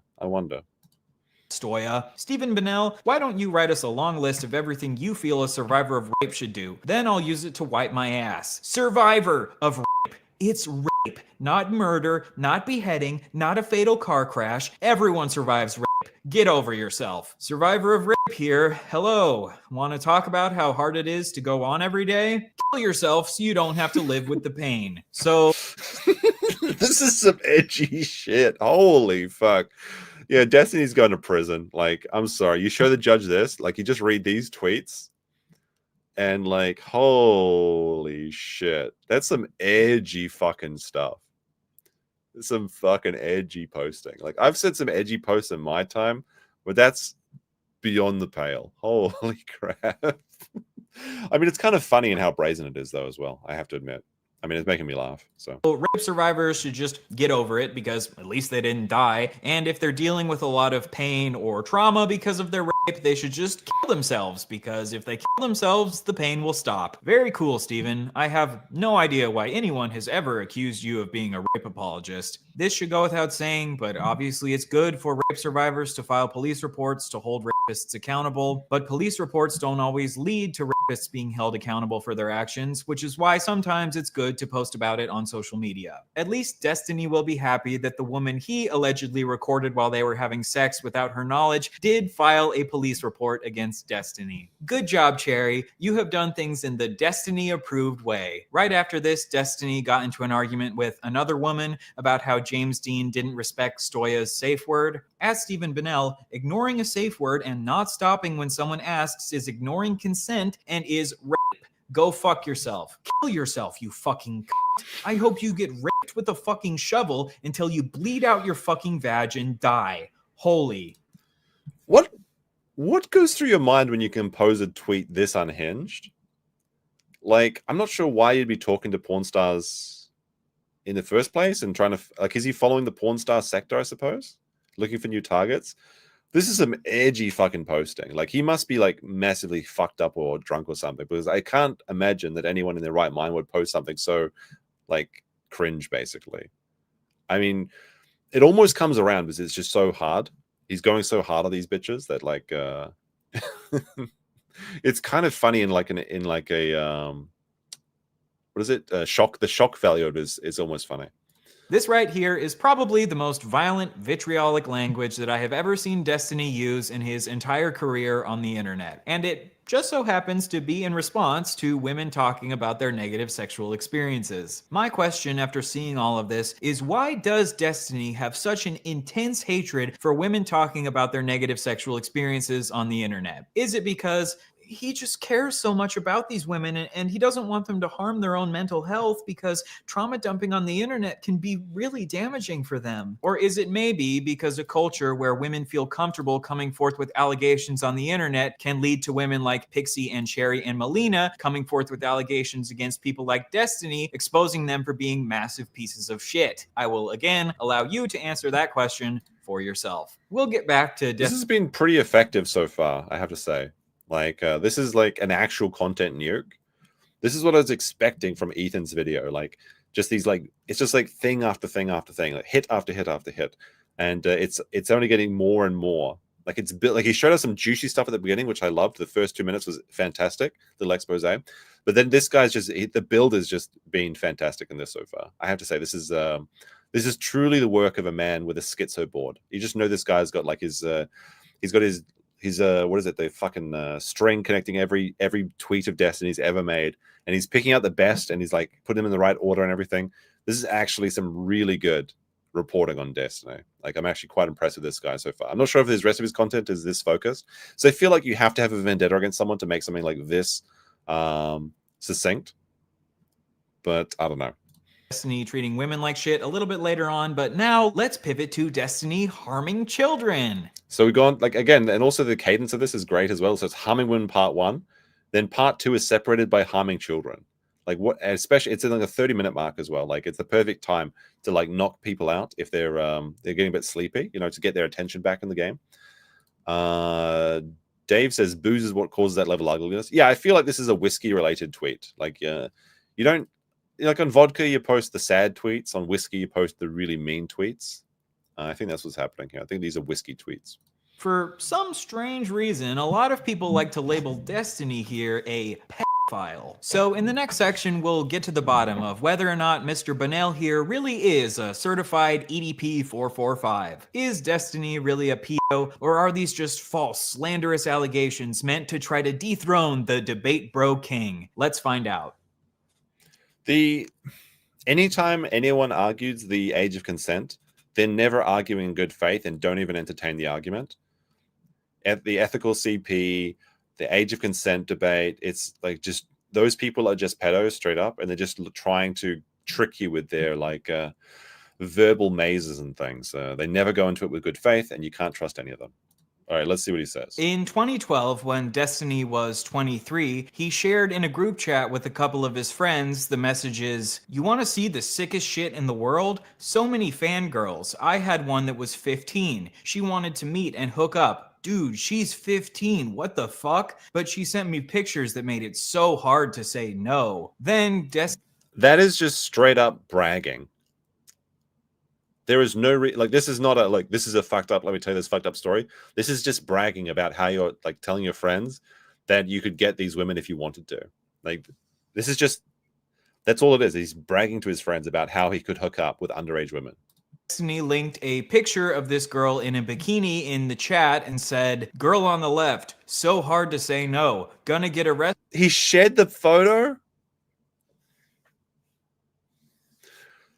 It's one thing to just say this, but to share the photo of the 15-year-old in a bikini, that means you saved it. And that means he saved it for later. Nick with another 2 says, "These are the most valid arguments I've ever heard made. For real, for real." Like it is, it's pretty incriminating. Like I hope they play this in his court. This would just be outrageous. Like this is what the defense should just bring up. Well, not the prosecution, right? They should just play this video first before the judge has or the defense has anything to say. One of these MLGs, man. So in these wait, I've got to go back. I'm going to get arrested at one of these MLGs. So that means that MLGs, again, it's Major League Gaming. So it's like a gaming tournament, StarCraft tournament, but they play other games like League of Legends and things like that as well. And these days they don't play StarCraft much anyway. But like, so these women are coming up to him in these public events. One of these days I'm going to get arrested. Holy shit. So hard to say. I mean, he wasn't wrong. I mean, they're coming out now, right? The accusations. Yes, the wood chippers are coming out right now. If you are a member of the channel, if you join as a member, you get access to the Discord, all the emojis. It helps support me in my endeavors, and it also gives you access to the custom emojis, which for some reason I can't seem to use right now. But one of them is a wood chipper. So you can post your wood chippers anytime you see someone that deserves to go toe first into the chipper.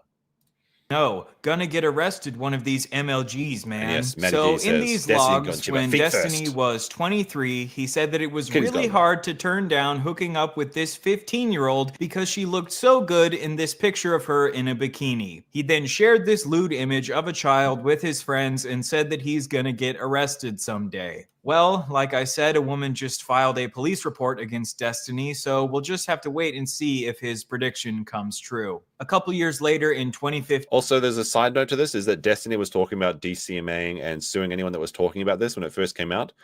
And this included the Kiwi Farms. And in a very funny based moment from Josh of the Kiwi Farms, he said that not only would he fund the defense of the Kiwi Farms, he would fund offensive legal fees, which means that he would fundraise not to defend the Kiwi Farms, but for anyone that wanted to ledge a lawsuit against Destiny, because Null is so tired of being false copyright striked and everything on his own website and having information removed and people shutting down his business.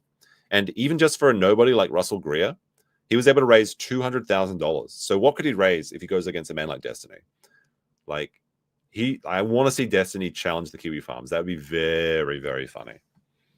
When Destiny was 26, he shared in his chat, "I would fuck the shit out of that 15-year-old. What the fuck? There's no way that..." But at least now it can't get much worse. But it did get worse. It just keeps getting worse. It keeps getting worse. that chick is 15. So now we've seen 2 separate occasions where Destiny says that he's attracted to 15-year-olds. Ironically, this conversation where he's sharing a picture of a 15-year-old in a bikini with his friends is the exact same conversation where he also shared that other woman's nudes without her consent. Sharing conversation where he Wait, that's the same chick? in a bikini with his friends is the exact same conversation where he also shared. This is important. What do you have a chick with a beautiful body, but her face is fucking hideous? Would you fuck or not fuck? Just show these messages to the judge. It's fucking over. It's fucking done. Stephen Bonelli II is going away. He's going away. That other woman's nudes without her anything's possible in Trump's America. Consent. Sharing non-consensual nudes and sharing a picture of a child in a bikini in one conversation. What a certified Destiny moment. This is what we in the business call a sorry to go back, but conversation. What a this is again a very real photo of Destiny that hasn't been photoshopped. This is how he used to dress when you go to MLG. You can actually see StarCraft 2 on the background of that computer. So this is when he was going to pick up. This is what he's. This is his drip when he's going to look for the 15-year-olds. Certified Destiny moment. Gaming Destiny. This is what we in the business call a Diddy-stiny party. A common defense that Destiny fans will give when he says that he wants to have sex with children is that he's just joking. For example, these tweets where he says, "You were hot at 10? Any pics? Check DMs. Jesus, I've never wanted to bend someone over the hood of their little tyke so bad." No. This is only jokes in the same way that it's like, what if we push the beds together? Just kidding, haha, unless. What if we pretended to kiss? Haha, just kidding, unless. That's what these jokes are. They're not jokes. They're secret suggestions. There's a very funny Venn diagram. Let me see. I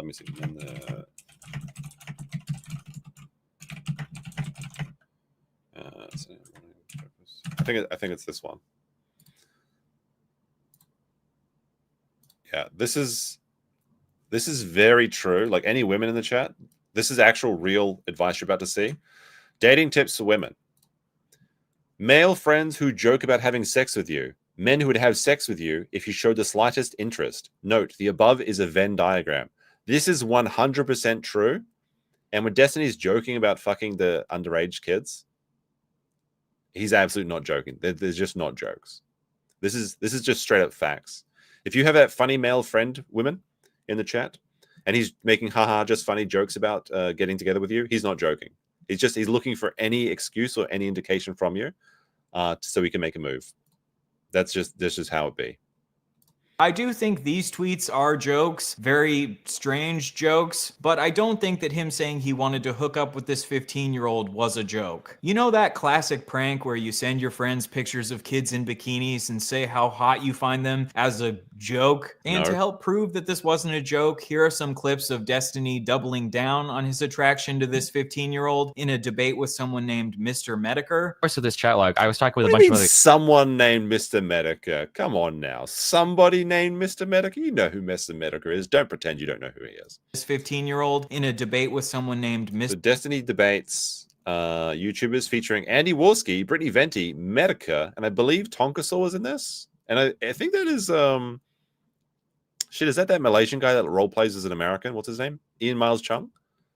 Mr. Medicare. Of course, with this chat log, I was talking with a bunch of other esports guys, and we were basically talking about how crazy the fucking jailbait is in the gaming communities. It's ridiculous. I think I said something along the lines of like, there are 15-year-old chicks that are like hot as fuck that will like try to send you pictures to like fuck you at events and shit, and it's like you have to be really careful when you navigate that. So what is? Like, what the fuck is this? Like, come on now.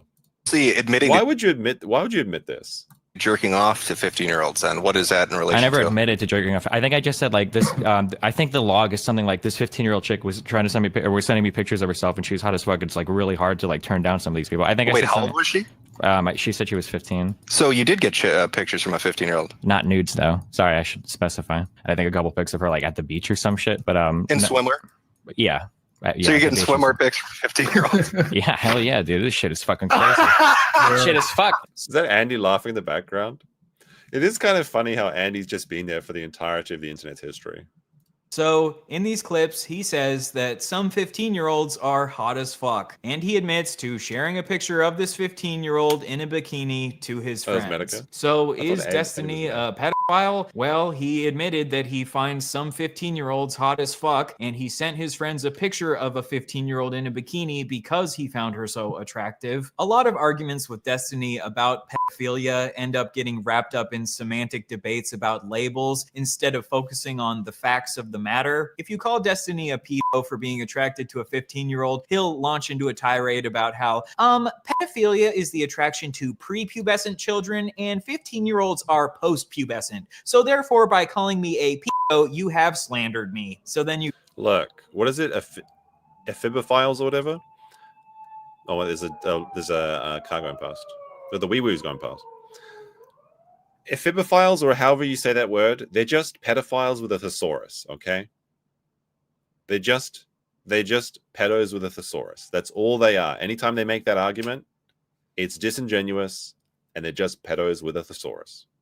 go, okay, I guess you're not a pedophile, you're an ephebophile, because ephebophilia is the attraction to teenagers aged 15 to 19. So then he'll go, no, ephebophilia is the primary attraction to mid to late adolescents. I'm mostly attracted to adults. I'm just a little bit attracted to children. There are 15-year-old chicks. A little bit is too much. That are like hot as fuck. So therefore, I am not an ephebophile, and you have slandered me yet again. Also, there's nothing inherently wrong with ephebophilia because 18-year-olds and 19-year-olds fall under the category of ephebophilia, and there's nothing wrong with being attracted to adults, so your normative position condemning ephebophilia in its entirety is already a flawed premise. And even if I was a pedophile, there's nothing wrong with being attracted to children. Yes, there is. It's sick and disgusting. King Kush says, where is Chris Hansen when you need him? We need him bad. Where the fuck is he? We need him to come back down from heaven if he's dead. If he's alive, then he should get his ass out of his wheelchair and come help us out. Warski is the main character of the internet. I don't know if he's the main character, but he's like that character that shows up in every single game, like in Final Fantasy. Is it like Wedge or something? He's like in every single Final Fantasy. Or is it Biggs? Is it Wedge and Biggs? They're like in every single game. He's like that guy. Not the main character, but like he's always got a role in everything. The man gets around. The man gets around. Is it Sid? Yeah, Sid. Sid is who I'm thinking of. He's the Sid. There you go. Only bad if you act on that attraction. So therefore, you have slandered me in countless ways, and my community will now harass you for years. See how you've now had an exhausting 20-minute debate about labels instead of focusing on the fact that Destiny admitted to being attracted to some children and admitted to acting on that attraction by sending a picture of a child in a bikini to his friends. This is the debate bro way. Crush your opponent through pedantic arguments about semantics so you never have to actually take accountability for your actions. As far as we know, I don't think Destiny falls under the clinical definition of pedophile, but the colloquial definition of pedophile is someone who is attracted to children, and Destiny is at least somewhat attracted to children. There are some 15, 16-year-old chicks that like look pretty fucking hot. Like I can't help that. Like some people mature fucking older. Destiny defended another streamer who got exposed for having sex with a 14-year-old by saying, even if he did bang a 14-year-old, no, that's not what pedophile means. Wait, he fucking actually said this? He's never beaten the allegations. Like, what the fuck? Like, Destiny, no. Destiny, no. This is why you should never have a Reddit account either. Like, holy shit. The internet was just a mistake. Go look it up. Seriously, if you don't understand the difference between being attracted to someone that happens to be young and being attracted to someone because they are young, you have absolutely no business whatsoever commenting on the issue, period. It makes you look uneducated. I really want to see... Why is it that there's so many people on the internet that claim they're intellectuals and they're all just trying to bone children? Have you noticed this? For some reason, there is just like dozens of people in like commentary community or in the leftist spheres or in the debate bro spheres, and they're all just talking about the ethical arguments and why age of consent needs to be like, it's just, why is this the hill that they want to die on? It's so strange. Is it because they think it's edgy, or is it just because they're all degenerates and that's why they're on the internet in the first place? Who knows? Kellen Miller with a $5 says, Warski needed to coke to have energy to be everywhere simultaneously. That's true. He needed the coke to get the job done. This is not true. The age of consent is not 11 in Japan. This is the biggest fucking lie that people tell because There is no prefecture. The prefectures are like states in Japan. There is no prefecture where it's under 18. Unless you're like married. I think if you're like an 18-year-old and you're married, then 16 or something. But no, this is not true. This is a difference. There is a federal law that is the base of all law in Japan, and then there is the prefectural law. And in every prefecture, it's over 18. Okay, this is just straight up lies, and I hate that people say this. It's just not true, and people just need to stop saying it. And it's really, I assume you're trying to troll me with this answer because I get annoyed when people bring this up. But yeah.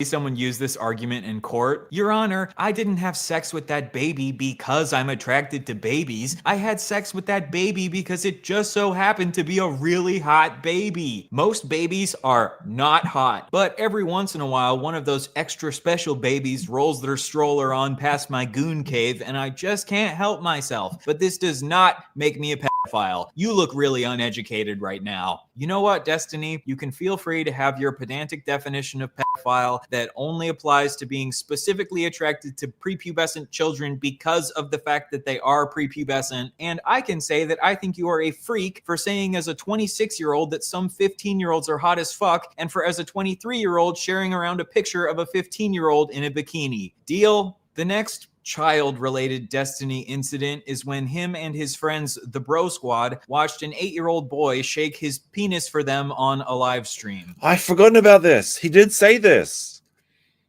They said that they'd do is that, and this is something that used to be a problem, especially on YouTube, is that there was a lot of cameras that you would buy from like a supermarket or something, and it was like live stream ready. So what happened is adults would buy these cameras, and they'll plug them into the computer, and they would just they'd leave them alone. And they didn't realize that you could go onto YouTube with like one button, basically. So a bunch of kids were activating live cams and streams inside their own homes without even knowing. And there was a group of people which you could search for the name of the live stream camera or something, and it would show up all these streams. And there was a group of pedos that were on the internet that were just trolling all these cameras looking for children. And I don't think this was what happened in Destiny's case, but it was very similar, where it's like a younger brother or something accessed his brother's PC or something like that. But this is absolutely insane what he says. He self-incriminates, like he self-snitches. It's insane. Like I completely forgot about this, but this is fucking wild. I shouldn't tell this because I'm gonna get fucking arrested. Or Child Protective Services. I used to be part of this horrible thing called the Bro Squad. Okay. Fucking me, if you remember that fucking Cheeks bitch, and fucking a couple other people that have never been on my stream before, we're part of the Bro Squad. And what we would do is we would go around Justin TV streams, trolling. The Justin TV was Twitch before it was called Twitch. The shit out of these people. And we went around from fucking channel to channel, like fucking around. Like it was just horrible shit. We went to this channel with this fucking like, this kid was like 8 years old, and he was fucking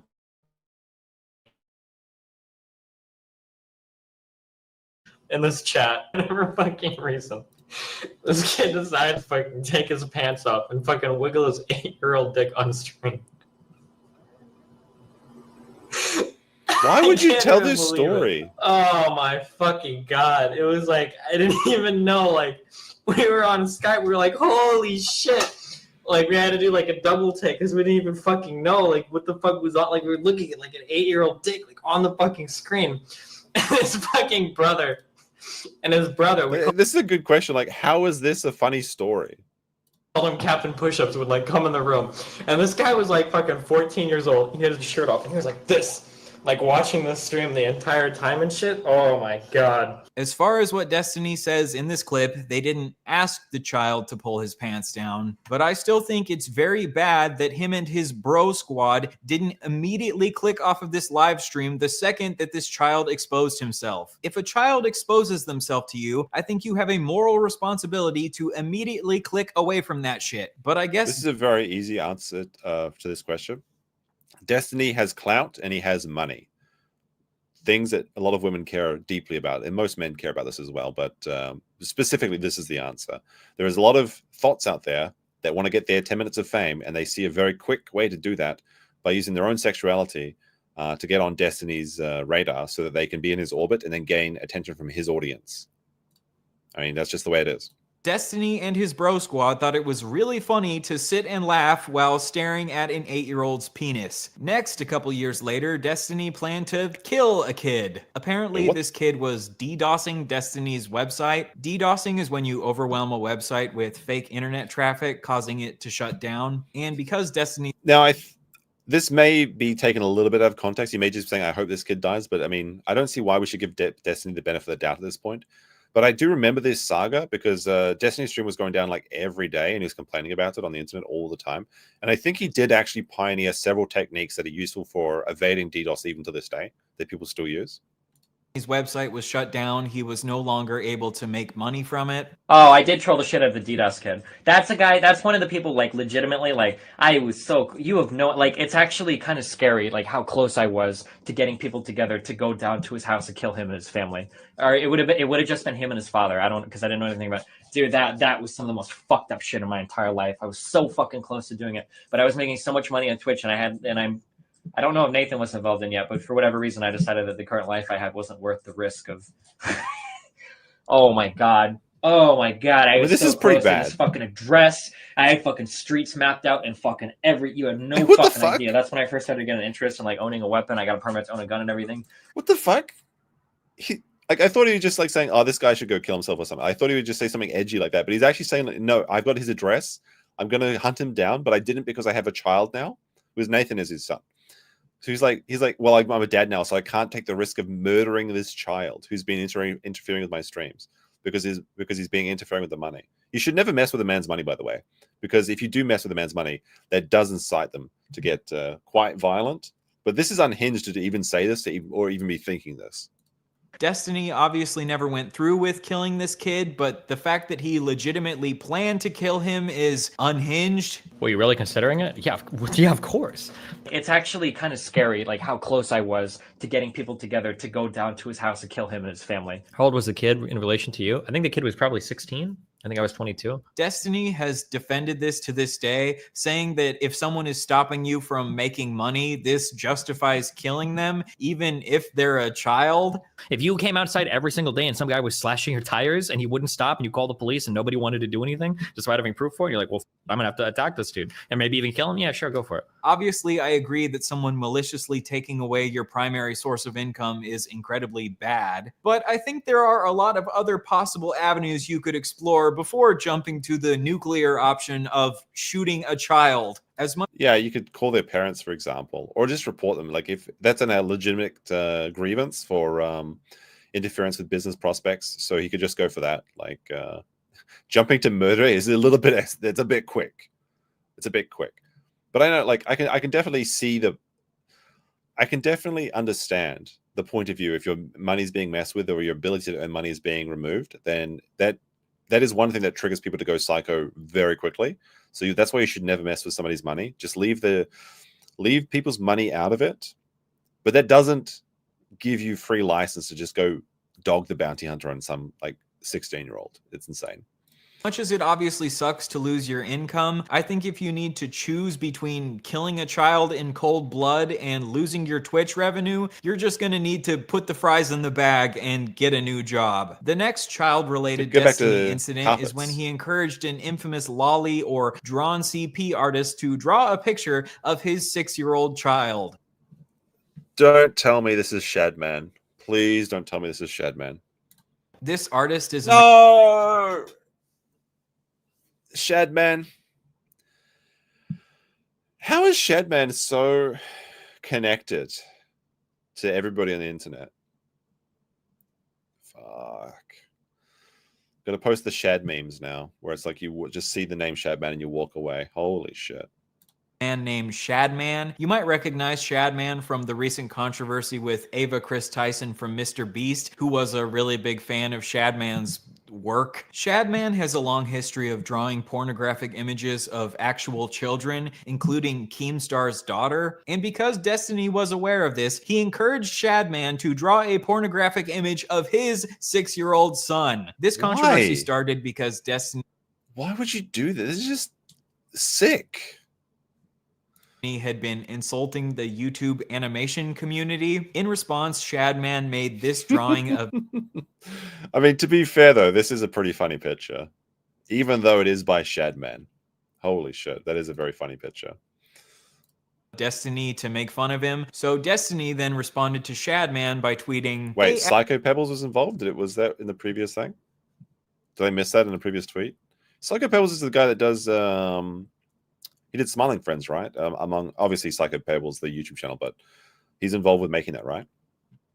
At Shadbase, if drawing fan art of me is a tad uncomfortable, you could try drawing my son. He's only 6, so it should be easier for you." To try to be good faith to Destiny, this tweet was obviously a joke, and he didn't actually want Shadman to draw a picture of his son. However, I still think that goading a known CP artist into drawing CP of your own son is incredibly irresponsible. This is why you should never encourage anyone to do something stupid. Like, what are you going to do? Stab me? What are you going to do? Sue me? Like, just don't incite insane people. Because you just gives them, if you challenge someone to do something, you'd be surprised how often they take this up. Because imagine if Shadman took him up on his request and did go ahead and make the drawing in the same way he had drawn Keemstar's daughter. Then Destiny's son would have had to deal with the fact that there would be drawn CP of him floating around the internet for the rest of his life. If there was a known child murderer and you decided to tweet at that child murderer, "Hey, how about you come murder my child, LOL?" I think we would all agree that that would be incredibly irresponsible, even if that was just a joke. In the same way, I think it's incredibly irresponsible to encourage a known CP artist to draw CP of your child, even if it's just a joke. Thankfully, Shadman did not end up drawing Destiny's child like he had drawn Keemstar's child, and Destiny got to have fun making his little joke. What a great comeback. Even though this joke... Wait, what was the comeback? What a great comeback. Okay, just Shadman responding to this and saying that's pretty funny. Comeback. So just leaning into the pedophilia thing. Even though this joke could have come at the expense of his 6-year-old son's safety. Even though a lot of these situations involving children happened quite a while ago, I still think Destiny has been spreading harmful rhetoric around children even quite recently. That's a good couple idea. Years ago, That's Destiny said that a 30-year-old randomly sexting a 14-year-old would not be grooming. Let's say there's a person that's like 30 years old and tries to like randomly sext like 14-year-olds and 15. How old is Destiny when he's making this claim? I would assume 30. 15-year-olds. That wouldn't be, I don't think that would be considered grooming. It is. So that clip sounds pretty bad, right? But we don't want to approach Destiny in bad faith or take him out of context. So let's try to understand the actual argument that Destiny is making. That wouldn't be, I don't think that would be considered grooming. Now, let's say there's a person that's 30 years old and they're specifically seeking out like 14, 15-year-olds to kind of just like talk to them about their school life, figure out what their problems are, you know, He's be asking cool because for a you're friend, old, you yeah. have experience, and then you kind of weasel in like sex. That's like grooming, right? That would be like grooming. So no, they're both grooming. I mean, to be fair, one of them is just straight up sexualization, which is both inappropriate. Both of them are inappropriate, but it doesn't matter. It doesn't matter. They're essentially the end result is the same as grooming. Destiny's argument is that a 30-year-old randomly sexting a 14-year-old isn't grooming, but if a 30-year-old tries to weasel their way into a 14-year-old's life and slowly manipulate them into sexting them, this would be grooming. But this argument goes against the definition of grooming. The definition of grooming is the action of attempting to form a relationship with a child or young person with the intention of sexually assaulting them or inducing them to commit an illegal act. Okay, no, never mind. No, it is just straight up grooming in both situations. I thought that the coaching was an aspect of grooming, but I guess not. So yeah, it's just grooming in both instances, actually. What, Destiny? Nowhere in that definition does it say that grooming has to be a slow process. Grooming is just forming a relationship with a child for the purpose of sex. A lot of times grooming... Well, gamers enjoy speedruns, so yeah, of course he's going to go for that, right? The fast version.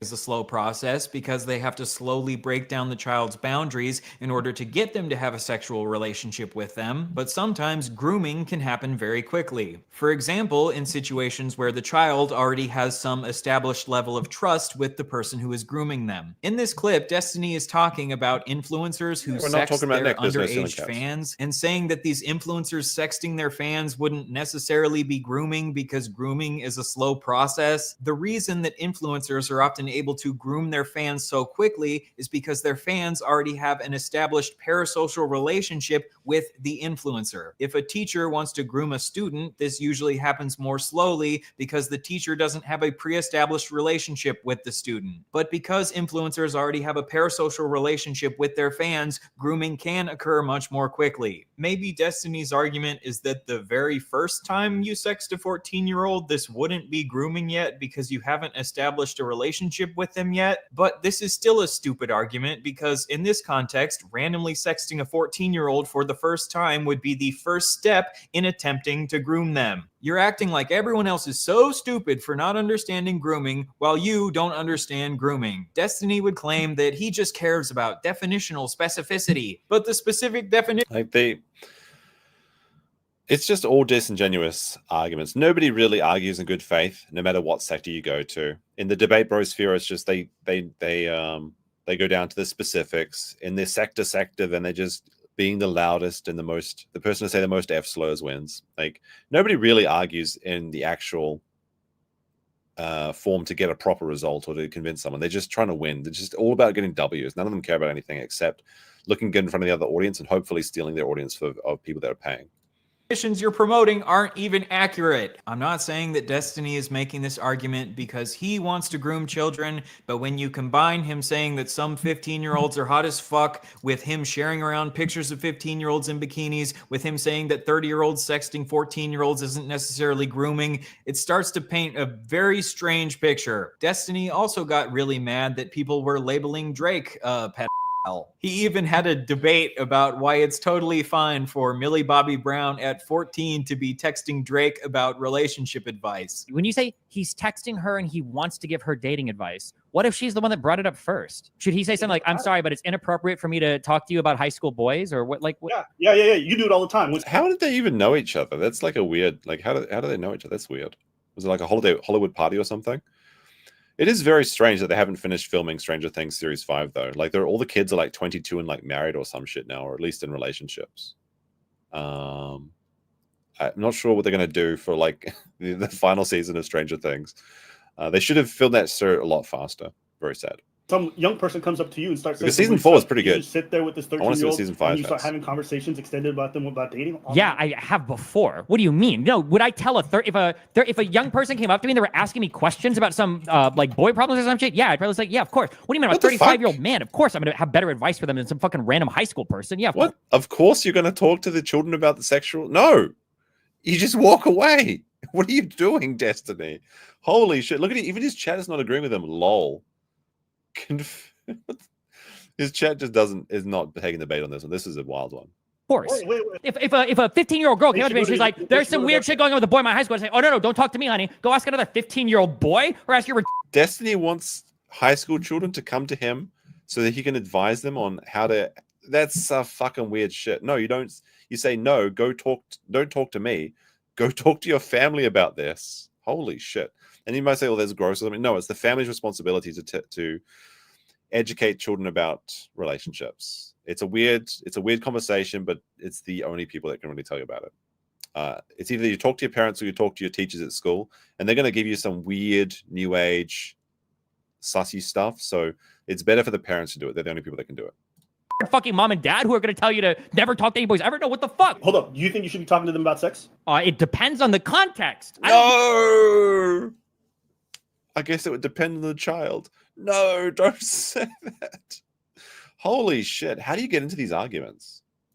Yeah, I don't give a f. What do you mean? If a 15-year-old asks me and she's like, I think I'm going to f this guy at school unprotected, yeah, I'd probably say, bro, you're 15. Don't destroy your life. Make sure you guys are using protection. What the fuck? Why would I not say this? Okay, and do you think that most parents finding out that you're talking to their kids about sex and giving them advice, do you think they would take it well? I don't know. I don't give a f. They should be talking to their own kids about it. So apparently Destiny has given children relationship advice in the past. Destiny is famously really great at relationships, so I'm sure these children really appreciated his sage words of wisdom. Yeah, but if there's one thing that nobody would ever say about Destiny is that he makes good personal life dating decisions. Destiny also says that he thinks he would give better relationship advice than a child's parents, and that he would give a child sex advice even if this would upset the child's parents. Who cares if parents don't want you to talk to their kids about sex? Destiny understands your kids better than you do. That's I've never seen these clips before. This is fucking insane. Destiny, you're a rule utilitarian, right? You believe that we should establish moral rules based on what generally leads to the least amount of harm. But you don't think that it would be good to establish a general rule that it's not safe for 31-year-olds like Drake to be texting 14-year-olds like Millie Bobby Brown about their relationships? Of course. The reason he's so mad is because that's part of his brand, is getting loud at how angry about how stupid people are. Because he's so smart that he gets furious when he hears dumb arguments. That's his brand. And being loud on the internet is usually regarded as being correct and entertaining. There are actually people on the internet that think that loud equals funny and loud equals right. It's just the way it is for a lot of viewers. There can be hypothetical situations where this isn't harmful and the adult actually does have good intentions, but in general, I don't think it's safe for children to be having these sorts of private conversations with adults. And I think it is totally reasonable to side-eye Drake for having these sorts of conversations with Millie Bobby Brown, especially because he kissed a child on stage. How old are you?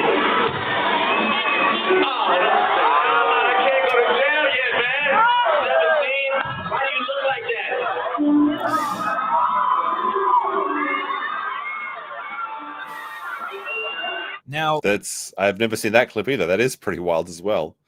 Is Drake a pedophile? Well, like I said, he kissed a child on stage, but right on the lips. He kissed her on the hand, then the forehead, then the cheek, then the lips. That's that's some wall buddies right there. Holy shit. Destiny would probably explain that this child was post-pubescent, not prepubescent, and kissing one child doesn't prove that he has a primary attraction to children, so therefore, we don't have enough evidence to label Drake a pedophile. Oh god, can you see how exhausting this is? Some people actually enjoy to listen to this shit day in and day out on Destiny's stream. Maybe Destiny just really wants to show Drake good faith because Drake has dropped so many bangers over the years. Or maybe he's defending Drake because he sees himself in Drake because of his own personal relationships with young people. I would assume that's the case. Rose is Coming, Destiny's 19-year-old e-girl Discord kitten. A couple years ago, Destiny was simultaneously married to a woman named Melina while having an affair on Melina with a white nationalist woman named Lauren Southern.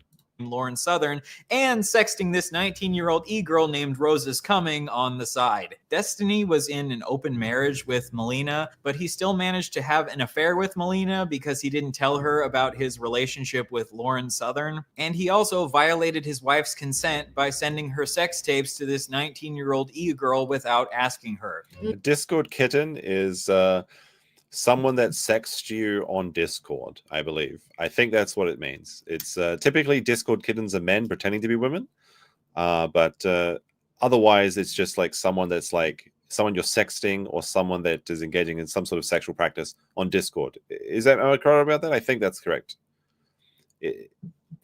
Usually it's just men pretending to be women and they're getting really flirty with people in Discord. That could also be the meaning, just like flirty people in Discord. Discord was a mistake.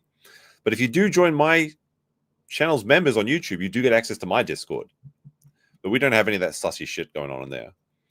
Mostly it's just Parallax yelling at people. And sharing Bossman Jack clips. Because he's out of jail. Like, I heard that he actually got pardoned by Trump or something. But Bossman Jack is back and he's Gamba again. So it's anything's possible in Trump's America. Nothing has happened with consent. I guess having an open relationship just wasn't enough for Destiny. Even though he was already free to sleep with other people, he still had to figure out some way to fuck over his wife. Anyway, while Destiny was sexting this 19-year-old, he asked her if she wanted to do age play, which is where you roll. Everyone engaged in age play is a pedo, in my opinion. Age play is like when you pretend to be like a kid or a baby or some shit. It's like disgusting. It's usually furries are into age play, but like, holy shit. Like, why would you post this on main as well? Like, that's the thing. Like, he's so brazen about this. I guess like the idea was that like he thought he would be able to destroy anyone that came out against him. But like, why would you do this on your main account? It's like insane. It's insane to do it just anywhere, but on your main account, it's just so open. Like, it's an open secret.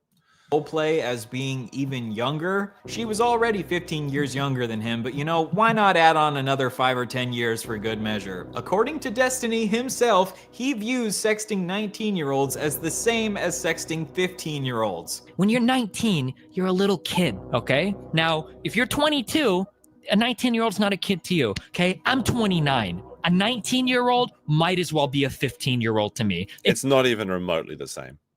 It's all the fucking same, dude. Don't give me this fucking, just because of some legal age of consent, whatever bullshit, I have about as much in common with like an 18-year-old, 19-year-old fucking freshman in school as I would a fucking sophomore in high school. Any type of inclination towards any of those people is really fucking weird. If you live with your mom and dad still pay all of your bills, you're still a virgin, you've never been in a relationship, you don't go to school, you've never even had a job before, you've never lived on your own, you're a child. You're very much a child. So, No, it's not even remotely the same. Holy shit. You could be 50 years old and living with your parents. I mean, you shouldn't, but you could be. They're not. It's actual just cope. It's just pedo cope. Holy shit. I've never seen these clips. These clips are incredibly damning. This guy's done his research, and we're only like 2/3 of the way through this. I might have to speed this up if we're going to get through. We'll be going 2 hours to get through 50 minutes. Holy shit. The next part is Harming Women Part 2. So I assume you saved the best for last. This is pretty bad. Like this is a juicy middle part right here. Holy shit. Pestiny views 19-year-olds as little kids. You're a little kid. And says that being attracted to them is really fucking weird. Really fucking weird. Yet here he is, 5 years later, at age 34, sexting this 19-year-old, asking her if she wants to do age play with him, and sending her non-consensual sex tapes of his friends and wife. And honestly, it doesn't even matter what my opinion is of this. In Destiny's own words, he thinks this is really fucking weird. Really fucking weird. So, is Destiny a pedophile? I don't really give a fuck what you label him. I choose to label him a freak. Only freaks engage. So Groomsbar said, oh, look, the actual definition doesn't match this Google results for defining grooming. Send you the link. I won't check out the link right now, but it's kind of irrelevant whether it's grooming or not, because in both instances, it's sexualizing a child or attempting to engage in sexualization with a child, which is both wrong anyway. So the fact of whether it is or is not grooming is a bit of a red herring on Destiny's part, and that's kind of the point. Whether this guy has a different definition, yeah, there's like lots of different pages. My understanding of grooming is when you contact a child when they're younger and undeveloped, and you engage them as a you become a person of trust in their lives, and you use that to your advantage. So you use your authority and their own inexperience and wait for them to take advantage of them. And that's my understanding of it. But I mean, I will. You know what? I'll take a look. Let me see, what is this definition of grooming from Merriam-Webster? All right, we'll take a quick look. Let's see. To clean a person or an animal, to build a trusting relationship with a minor in order to expect them, especially for non-consensual sexual activity. Yeah, that's kind of what I understood. But in any sense, it doesn't really matter, because we know that what Destiny was talking about and what he was planning was to engage in a sexual act with a minor. So kind of irrelevant, but thank you for the definition. As always, great to see you, Grimsbar. Hope you're doing well. In the type of degenerate behavior that Destiny has engaged in. I don't give a fuck about semantic debates about the technical clinical definition of pedophilia. If you send pictures of a 15-year-old in a bikini to your friends and talk about how hot they are, you are a freak. Yep. True. All right. Let's finish out the video by talking about Destiny's treatment towards women in more recent years. A little while ago, I mean, there are proper uses. I mean, not proper, but there are like positive uses of the word grooming, like obviously cleaning, or like you can groom someone to a position like in the military or something like that, you know, as well. There are different meanings for it, but the common understanding of it now is a negative. So like Sargon used this against Jim, right? Famously, when they kind of broke up as friends.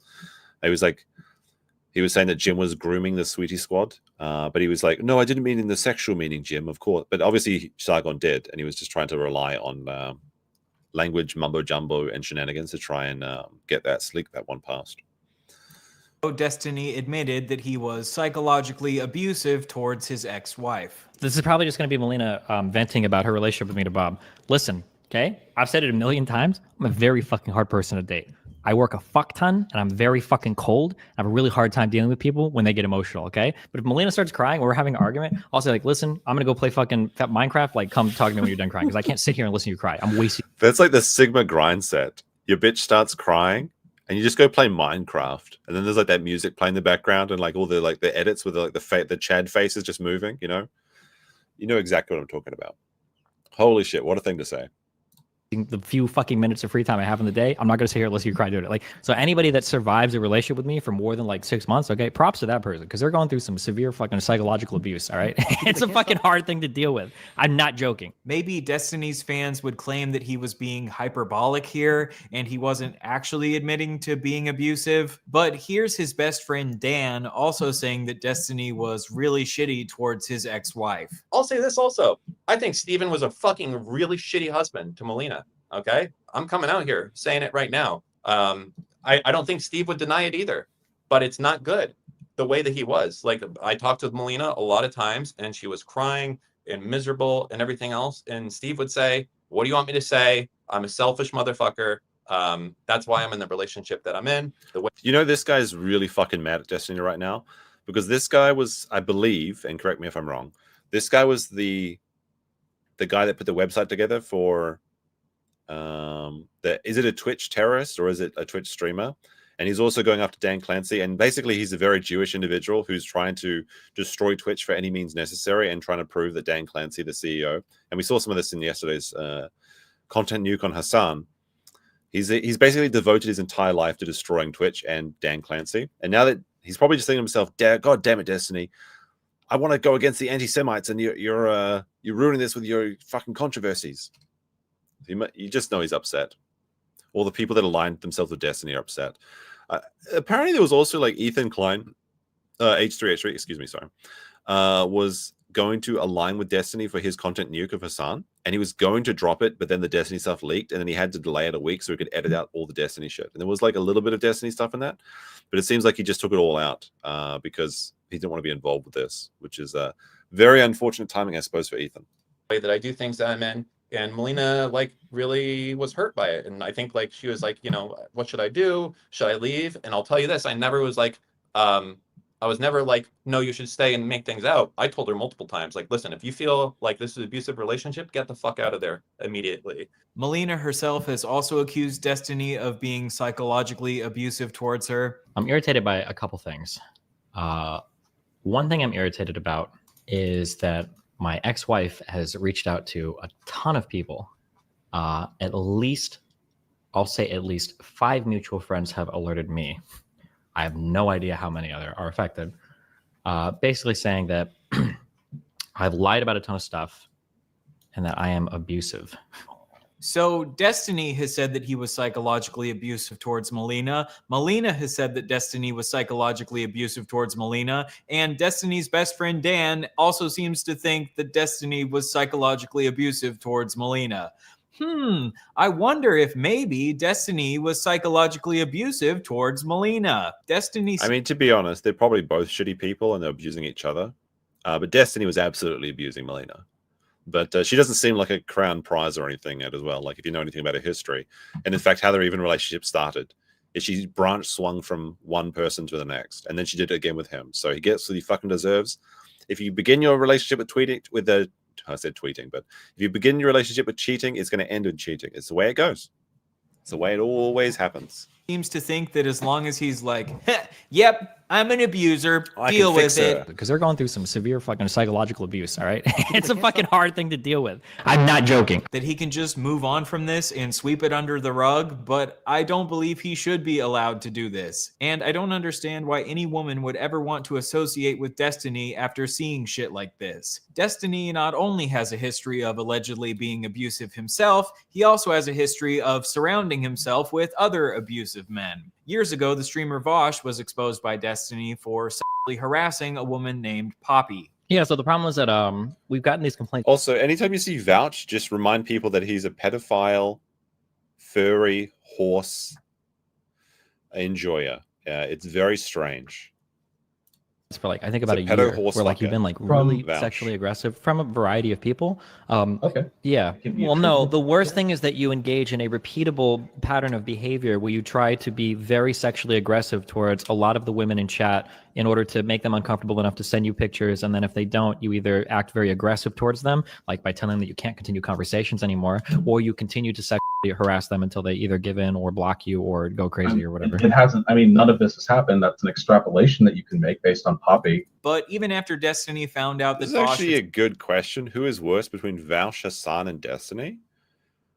I think for amount of damage actually done to people, it would have to be Destiny at the top. Hasan is really stupid, and he has a large audience, but I don't think he actually has any meaningful ability to change the political landscape as much as he thinks he does, because let's face it, all of his audience are young kids that don't vote. So while Hasan is rich and stupid and a Nepo baby, I don't think he actually does that much damage in the cultural landscape. So I'd actually probably rank this myself as Destiny, Vouch, Hasan. But I don't know. It's up to you. That's how I would go with it. I can't believe that Vouch even has a career still after his mum walked in naked on stream. Like, that's some real fucking goblin hours when she's like just waddles it in the background looking like a fucking troll. It's crazy. And then he had the horse gate expose as well. That was a pretty crazy time. Pretty crazy time. Hasan is a little terrorist advocate. That's true as well. So it makes it hard to think about. He has actually platformed and glorified Hamas and the Houthis and everyone. So you know what? Maybe Vouch is at the bottom. Maybe it goes Destiny, Hasan, Vouch. I'm not sure. I don't know. It's hard to pick. sexually harassed her, he still decided to be friends with him and platform him and help him. This is a very real picture that has not been edited in any way. You can see it appears to have Destiny in Japanese written on his shirt. Isn't that cute? He's got a little anime shirt for himself. Vouch has been. This is actually what Vouch's body looks like as well. Like this is just two very real people in a very real photo. You know, back when Destiny was popular in StarCraft, they were still photoshopping his head to be slightly larger. And there was one guy in the threads that were on the StarCraft 2 general threads in 4chan, because that's where I read it, because Reddit was absolute cancer for StarCraft content. They were all like, oh, no. So I would wait for the SC2 general chat. That was so much fun. It was StarCraft. It was SC time. We would watch K-pop before GSL came on, and then it was just full-on trolling. And there was one guy in the thread that kept increasing his Destiny's head by like 2%. So it was like an imperceivable amount. But over the months of the threads, it was getting larger and larger and larger to the point where it was just like absolute parody.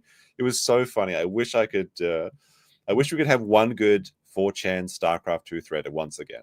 And then I remember making memes for that as well. Like, it was so much fun. Like staying up till like 10 p.m. To like 1 a.m. watching GSL while trolling was so good. I remember making a few pretty classic memes that got shared around quite a bit as well. Like the Brood Dad, where it's like a brood lord. Nobody understand what I'm saying. It's fine. But I made a picture that was like a brood lord on a computer, and he had like a little broodlings and the Zerg Queen on his like little photos in the background. And people would share that in the threads, and I would make me so happy to see my memes flourishing in the environment. It was so good. It was a fun time. It was a wholesome time when we were just making fun of the size of his head and there was none of this degenerate shit. Him start his career. And now, years later, because of Destiny's actions, all of us have had to endure learning about Vaush's horse fetish and his short stack goblin porn. If you don't know what I'm talking about, don't look into it. This is an example of the kind of structure that I'm referring to. Later on, after Destiny's relationship with... That is such a funny thing. So he's like the Vouch thing, if you missed that. He was looking at all the...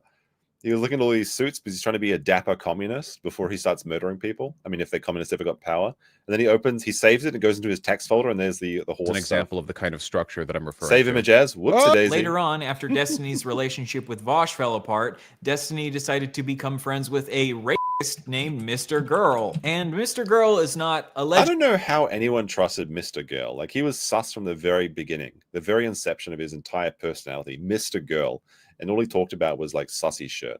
Allegedly a racist. He is a racist. He posted a video openly admitting to a woman. A couple years ago, I matched with a woman on Tinder. I say woman because she was 46. Anyway, we got frozen yogurt. She came over. We got naked. I got naked. Then we both got naked. We started making out. Sex kind of makes me anxious, so I don't like a ton of foreplay. To me, it should be like tearing off a Band-Aid, right? I'm trying to be patient. Finally, I get her on top of me. I put my dick in place. Like, this is such a fucking weird shit. Like, why did anyone listen to this? And this was like Destiny's left-hand man at one point, I believe. Right at her vagina, and I'm like, all right, let's do this. She holds perfectly still and says, I'm not ready. Clear as day, no mistaking her meaning. She doesn't consent. But why would she you put has this look online? in her eye, like she's daring me to just push it in. Like I'm some kind of pussy if I don't. I could have been imagining that, but I grabbed her shoulders and pushed her down onto my dick. I fucked her. Did she like that I did that? I think so. She probably had mixed feelings about it. Was it rape? Yes, I guess. I don't know. This is this content. Yo, guys, I raped a bitch. Like, what the fuck?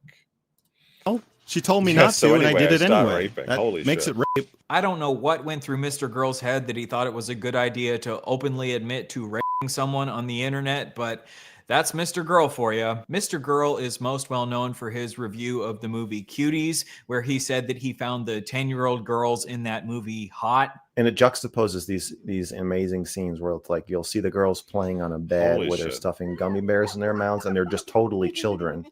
And then you'll see How did anyone support this movie? them shaking their booties on this stairway as they make this this viral video, and they're pretty hot. 10 years old. Jesus fucking Christ. It still boggles my mind that even of all the retarded shit that Rekieta has said, he started off hating cuties and he ended up liking it. That's what cocaine does to your mind. It makes you support cuties. He actually came out and said this and supporting cuties. What a fucking wild twist of fate. Is 5 years too young for Destiny's taste, but he decided to become friends with Mr. Girl anyway. Mr. Girl also released a bunch of videos where he was like emotionally abusing his girlfriend on camera. After they had been friends for a while, Destiny and Mr. Girl got into some drama because Destiny had banned Mr. Girl from Destiny's subreddit because Mr. Girl was criticizing Destiny for the way that he had defended Nick Fuentes. And then a few months after this, Mr. Girl released a report called the Destiny Report, where he outlined all of the ways that he believes Destiny is an abuser. Most people ignored this report because they didn't really care to listen to a potential abusive pedophile rapist give his opinions on why he thinks Destiny is abusive. The report was also over 100,000 words long, and it was terribly formatted, and honestly, no one had time to read all that shit. And what He's going for the world record of too long to read. 100,000 words? How many pages is it? It's like 300 pages per word, right? What I gotta. How many pages is that? 100,000 words. Holy shit. Divided by 300. Why isn't this working? Why isn't my calculator working? It's like 300 pages. It's an actual novel. 333 pages. Holy shit. Well, I personally think that Mr. Girl is a disgusting weirdo.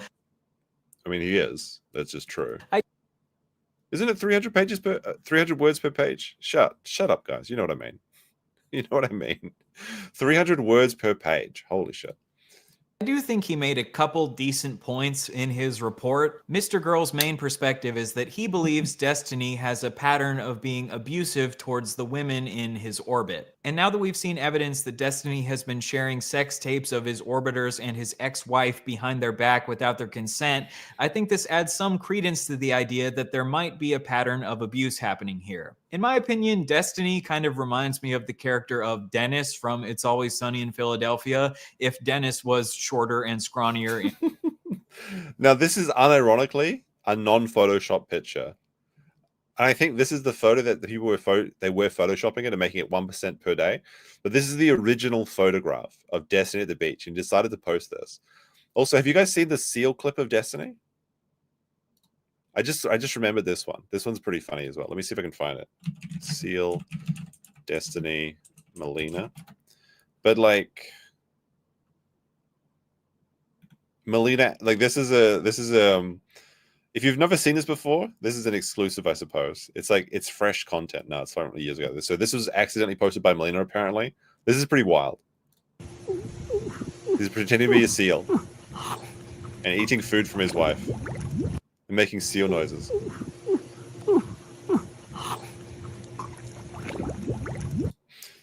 This is what he's doing when he's not debating on the internet. He's pretending to be a seal and being fed by the hand in the pool. Like, I don't eat them in the pool. Like, why do people eat in the fucking pool? You get water in the food. It's like the chlorine and shit. I don't know. It's weird. Fatty Caddy with a 2 says, start the ritual, say whose body is ruined. Oh no. But anyway, let's continue. And more annoying. I didn't know I was being filmed. If you're in my room, you're always being filmed. You are. He does. True. He does. It's his Always thing. does. It's kind of creepy. In case you haven't seen the show, the character Dennis is known for being a psychopath who's incredibly good at manipulating women. Oh, look, I'm not narcissistic. That's good. I told you guys I was humble. We're a bit Machiavellian, a bit not psychotic. Psychopath, a bit psychopathic. That's what I'm looking for. The most famous clip of Dennis is where he explains that if you take a woman out on a boat with you, she won't say no to having sex with you because of the implication. The whole purpose of buying the boat in the first place was to get the ladies nice and tipsy topside so we can take them to a nice, comfortable place below deck and, they can't refuse because of the implication. Oh, okay. Such a classic line. You had me go on there for the first part. The second half kind of threw me. Well, dude, think about it. She's out in the middle of nowhere with some dude she barely knows. She looks around her. What does she see? Nothing but open ocean. There's nowhere for me to run. What am I going to do? Say no? Okay. That seems really dark. No, it's not dark. You're misunderstanding me, bro. I think I am. Yeah, you are. Because if the girl said no, then the answer obviously is no. No. But the thing is she's not going to say no. She would never say no because of the implication. Well, that scene is probably one of the best scenes on TV. I heard that these Always Sunny guys became woke or something. I've only seen Always Sunny up until Dee gets pregnant. Should I keep watching it? Does it get better? Anyone? I'm not sure what season that is, but I think the last episode I saw was when Dee goes pregnant. I should keep watching it. Does it stay good the whole time, or does it get worse after a while? So I think it's been online. I mean, it's been on TV for bunch of seasons now. Isn't it 20 seasons or something? I don't know. Watch all of it? Okay. I probably will actually, because it is a good show. In 2020, Destiny explains that he doesn't think it would be good for someone who has a large online platform to be sexting the women who he has as guests on his show because of the implication. Let's say that I run a really big podcast. I get 30,000 viewers. Let's say that I have a podcast. I got 30,000 viewers. Let's say that there's a girl that messages me. We talked a little bit. And she really wants to be on. And I'm like, yeah, cool. You really want to come on a podcast, blah, blah, blah. I could probably start sexting her and she'll probably give in and send me nudes and shit because she doesn't want to lose that opportunity. She might not actually want to. She might not be into it really at all. But if I start propositioning her, if she says no to me, she might worry fuck, if I say no to this guy, I'm not going to make it on that podcast. Oh yeah, definitely. And it's exactly the implication. He actually is just Dennis. The people that watch these shows, it's not supposed to be a guide. This is actually really funny. Holy shit. And then are you wrong for asking in that case? Even though you saw it? I think it is wrong. Yeah, I don't think you should. However, as we now know, Destiny has a long history of doing this exact thing to the women who are guests on his show. I don't like the idea that we're normalizing, someone bringing in a bunch of small content creators that are women, fucking them, right? And then when that fallout inevitably happens, just cast them away. It's a really weird dynamic. It's exactly what happens in Hollywood. It's actually just the Harvey Weinstein shit. It happens people talk about the internet being so great because we can finally move away from the degenerates in Hollywood and make our own content and stuff, but then they just go and replicate it in their own environments. Have you guys noticed this? It just always keeps happening. Well, I don't want to put my kids in school because they'll be exposed to degeneracy. Oh, we'll bring the degeneracy to home. Why not? It just keeps happening. I think it's because a lot of these people just had no life before the internet, and then that's the only time in their life they felt any power, and they feel like it's their only chance to act on it or something. Who could say? I work with women, and I'm happy with the fact that it's professional, and that needs to be a standard that we set for more people. Because I hate the idea that I just show up on screen with a woman and it's automatically sex. But can I really be mad at an audience for thinking that when I hang out with Steven, who literally fucks pretty much everybody he works with?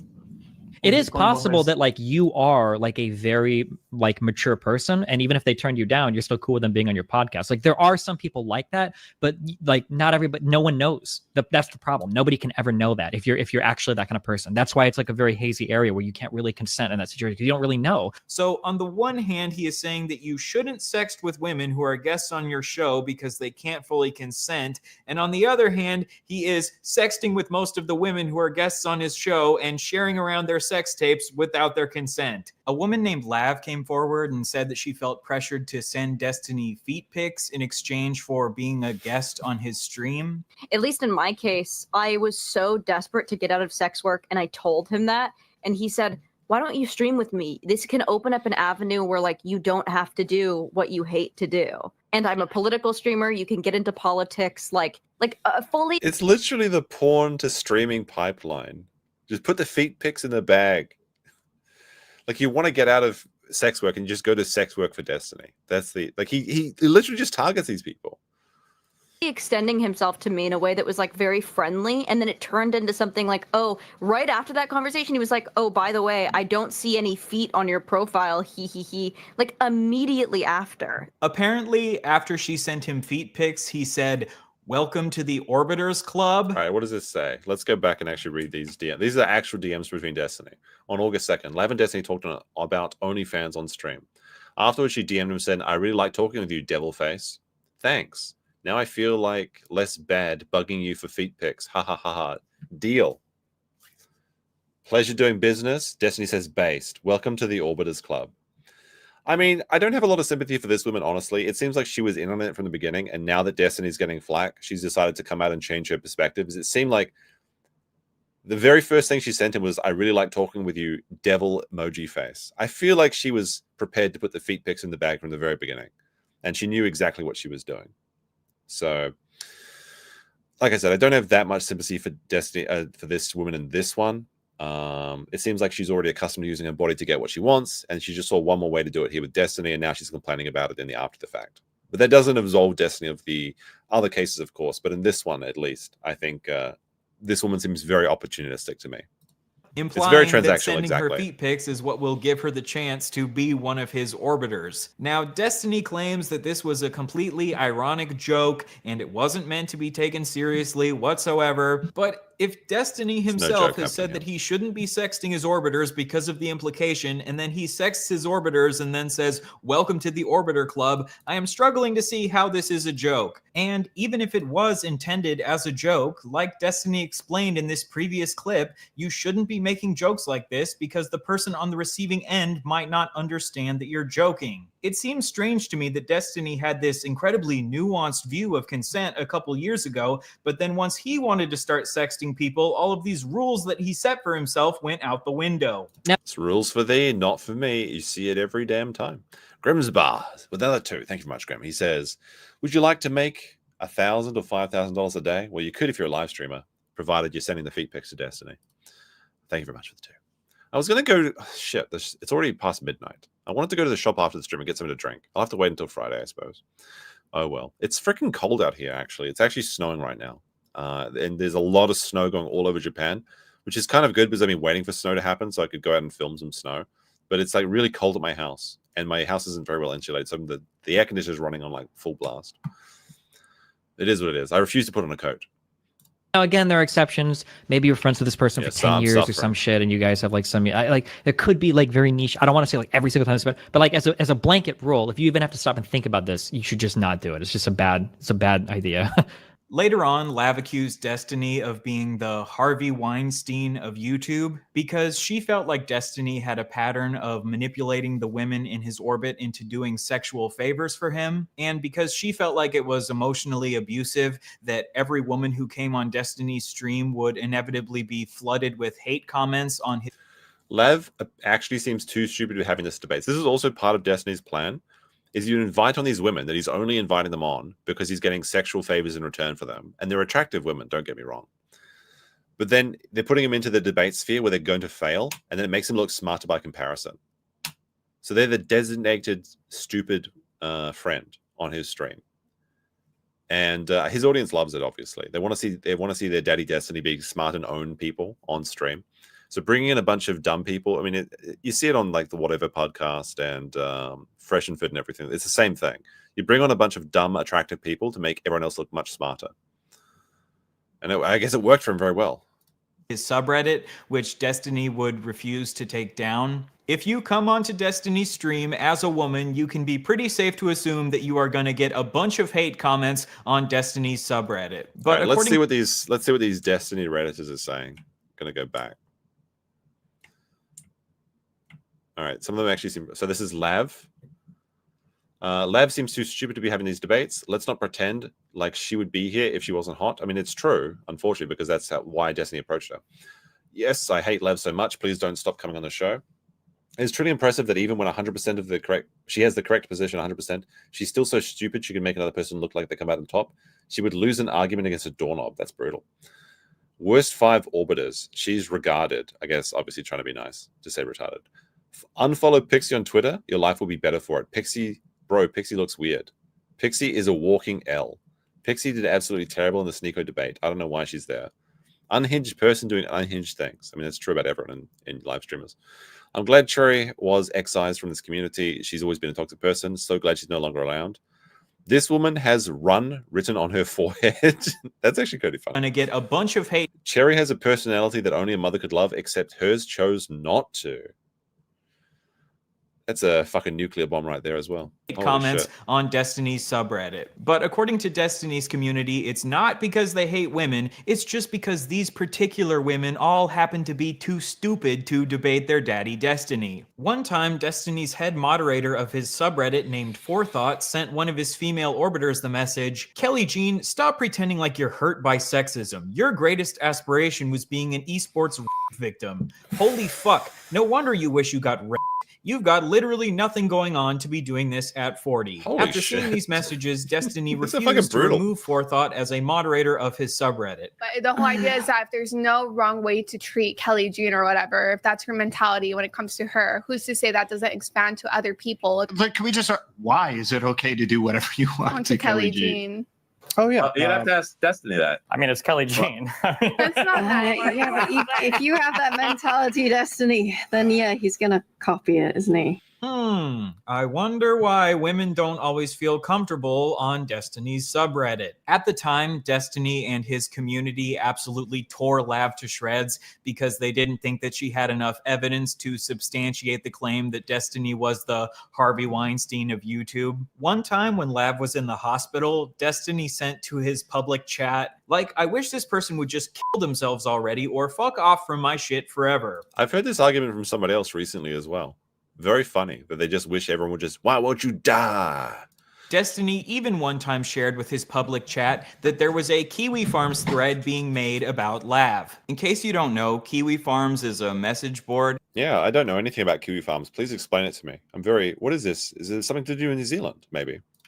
That is famous for doxing and harassing people they don't like. So by sending Destiny's community to her Kiwi Farms page, Destiny was essentially doxing her. To be clear, I'm not trying to 100% defend Lav here. I think that some of the negative comments about her debating were accurate. I don't think she's a particularly good debater. I also don't think that she necessarily had enough evidence to back up the claim that Destiny is the Harvey Weinstein of YouTube. Although these days I do think there is a lot more evidence pointing to that being the case. She also one time claimed that Hasan had slept with a 17-year-old, which she didn't have any evidence to back up, and then Hasan ended up tearing her to shreds for that. And well, Hasan did go to a brothel in Germany that was employing underage trafficking victims, so it's not impossible. Is there actually evidence that he did it? I guess not yet, but it is very likely that he did. And since then, she has become a TERF who says a bunch of racist and transphobic shit on Twitter. However, I do still think that the treatment she endured from Destiny's community was insane. Being a bad person does not disqualify you from being abused. And if a woman feels like she's being abused by you and your community, I don't think a good way to prove that you're actually not abusive is by telling her to kill herself and doxing her. Destiny's community wrote off Lav as mentally unstable and insane. And because both her and... She probably is, but then Destiny's still a piece of shit. It's just she also happens to be BPD. It just is what it is. I mean, basically all of the women in these spheres are, and that's why they're seeking out these large attention audiences.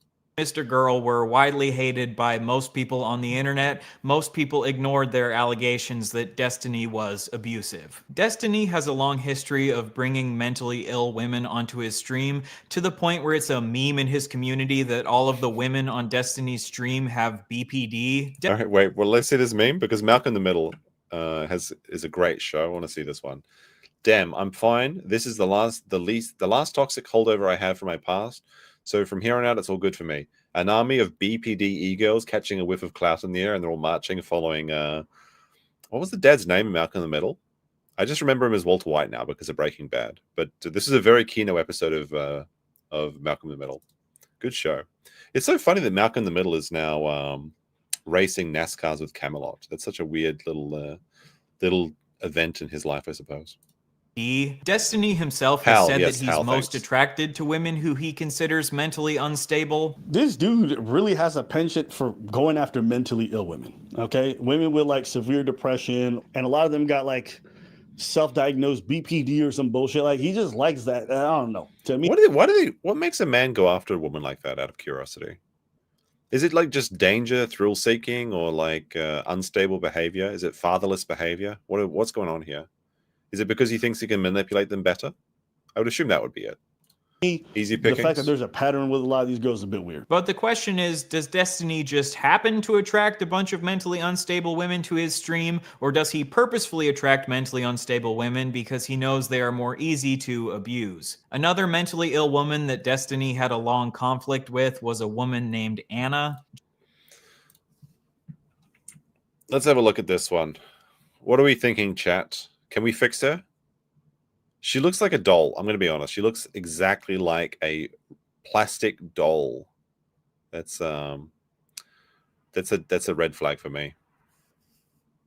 Anna. Just like with Lav, Destiny also encouraged his community to go to Anna's Kiwi Farms thread, and he encouraged them to post in her thread. Oh, okay. Also, heads up. This is my only non-media blackout time, okay? This is my only non-media blackout time. I will immediately go back to this, okay? Somebody on Kiwi Farms has made a thread of Anna. So if you are obsessed with Anna and you want to talk about her all the time, you, chatter, you can actually go to Kiwi Farms and you can go and post all you want, read all you want. That go there, post about it, talk about it. People put a lot of effort into categorizing and archiving everything.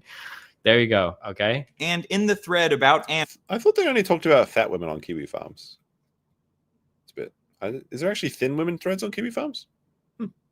Imagine that. That Destiny encouraged his fans to go message, they doxed Anna. And it was later revealed that at this time, Destiny was secretly in an ongoing sexual relationship with Anna. So you acknowledge that you've been sexting with her for a year? Yeah, we've had on and off, sure. In response to this, Anna texted Destiny, "You literally ruined my fucking life. You just doxed me on your stream. Fuck you. You put me in danger." And Destiny responded to this by saying, "You're doing it to yourself and you're going to keep doing it to yourself." This is one of the most insane things I have ever seen in my entire life. Choosing to dox a woman you are actively sexting with just because she pissed you off. I guess if you want to live life by Destiny's rules, if your wife or girlfriend or friends with benefits ever pisses you off, why not just dox her to hundreds of thousands of people? I also want to be clear that I'm not defending Anna. Anna also has a long history of harassing Steven, which is obviously not good. But Destiny also treated Anna like garbage. He not only doxed her... I mean, let's be honest. There's basically no good people in these sort of situations. They're all kind of garbage people that are cheating on each other and just doxing each other and destroying each other and betraying each other for clout. It's just the ecosystem, I think, over there.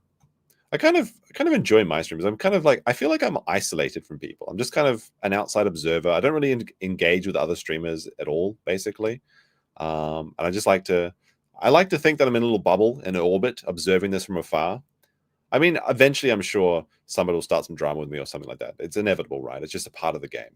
But for now, at least, it's kind of nice to be separated from all this like shenanigans.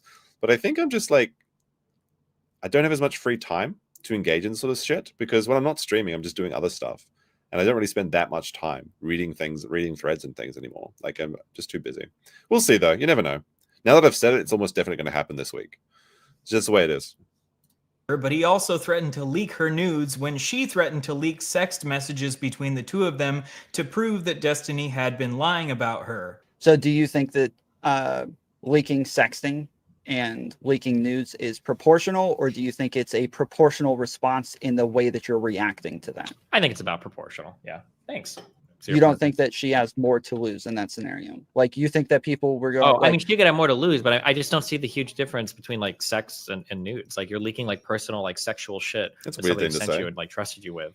Like, in my opinion, this is like one of the biggest forms of like weird, like backstabbing shit that you can do. It's like one of the worst things a person can do is like leaking like private sexual shit like that. love you, Tom. So Anna had stalked and harassed Destiny, and Destiny had lied about Anna and threatened to leak her nudes and sent his fans to a website that doxed her. This is a situation where they were both clear. All right, guys, what do you think about the haircut? It's been brought up many times.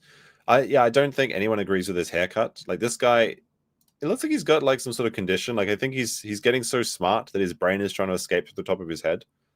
Not sure what's going on here, but if you think Homeboy needs a haircut, post one in the chat, and I'm going to like his video because this is very well researched. You should like my video as well. I'd be much appreciated for that.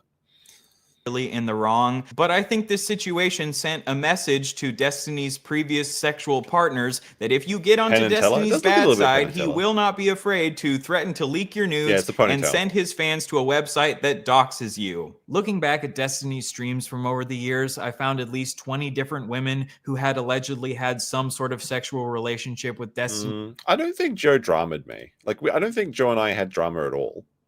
He got a bit upset that I was talking about his issues, but I think that was like over as soon as it started. I don't really consider that to be drama. And I think Joe's a fine person. He just made some mistakes in the past, and yeah, he was very good at not leaning into the drama as well. He handled it quite well. He talked about it once, didn't talk about it again, moved on with his show and kept producing content and kept streaming. That's exactly how you should cover drama. So good for him. And he's doing quite well now. I think he's absorbed the majority of Rekida's old audience. And if Rekida returns and Joe doesn't restream to him, I feel like Joe can surpass Nick very easily because he puts in the work. Donald Duck with a $5 says, Destiny said, Rekida, hold my beer and I'll show you what a real degenerate looks like. He's Rekida, arc maxing, and it's pure Kino, Lamol. I mean, that's true. I think that if Nick could have got away with what Destiny was doing, he probably would have done that as well, though. I definitely think that Nick was on the road to either just OVDing and opting out of life, or he was going to start his own sex cult. That looks like it was on the table, and they were looking to recruit more and more women into their little coven. That's why I think it would have gone. Unironically, I think the police made a positive change in his life, even though I want the police to stay out of everything in life. If you look at the facts of the matter, it seems like Nick went from being a degenerate drug user to now maybe being off drugs and at least spending time with his family.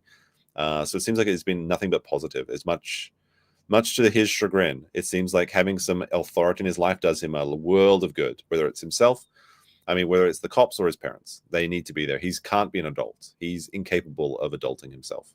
At some point, and I found at least 15 different previous female orbiters who now all hate Destiny's guts, and Destiny now labels them as crazy. The fact that Destiny has had sex with a bunch of his orbiters and now a bunch of them hate him doesn't necessarily prove abuse. But what I do know is that Destiny is not living by the standard he expects other people to live by. Again, he said himself that you should not sext people who are guests on your platform because they might not be able to fully consent because of the implication. I think it is wrong. Yeah, I don't think you should. And at the very least, he has totally and utterly failed at living up to this standard of conduct that he expects other people to live by. I think we would need more evidence to concretely prove that Destiny's stream really is this system of abuse. But all I know is that there are at least 4 alleged victims and a whole host of other women who absolutely hate Destiny's guts, so I would recommend that women should stay as far away from Destiny's community as possible. The irony of this is he's probably going to get like a bunch of crazy messages in the coming days, because just like how criminals get like a bunch of women messaging them,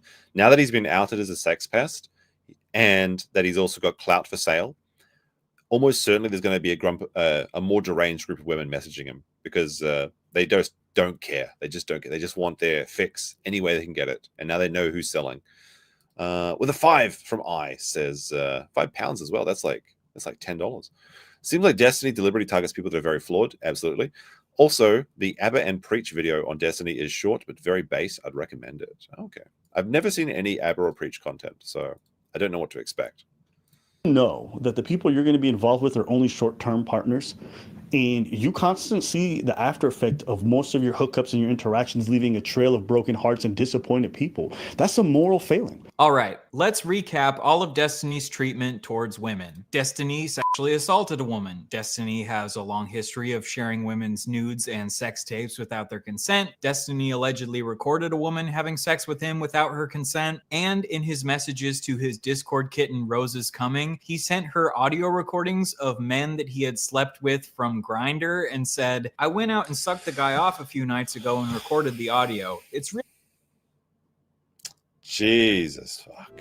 But at least now it can't get much worse. But it did get worse. Not the grinder. Not the grinder. Come on now, Destiny.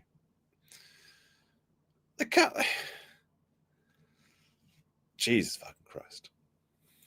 Really scuffed in my pocket, lol. Did I ever send it to you? If he was recording the audio from his pocket, it sure doesn't sound like that audio was recorded consensually, does it? Maybe he did ask if he could record him, but then he put the phone back in his pocket where the audio would sound terrible for some reason, but I highly, highly, highly doubt that. And if he was recording men from Grindr without their knowledge, it's also very easy to believe that he was recording Cherry without her knowledge. He has a history of calling 15-year-olds attractive and sharing pictures of them in bikinis. He has a long history of getting very mad at women when they post about their sexual assaults on social media. He has allegedly abused at least one of his female orbiters and was psychologically abusive towards his ex-wife. And he also admitted to choking out another one of his exes multiple times. Wait, however, what? He claims that this was done in self-defense.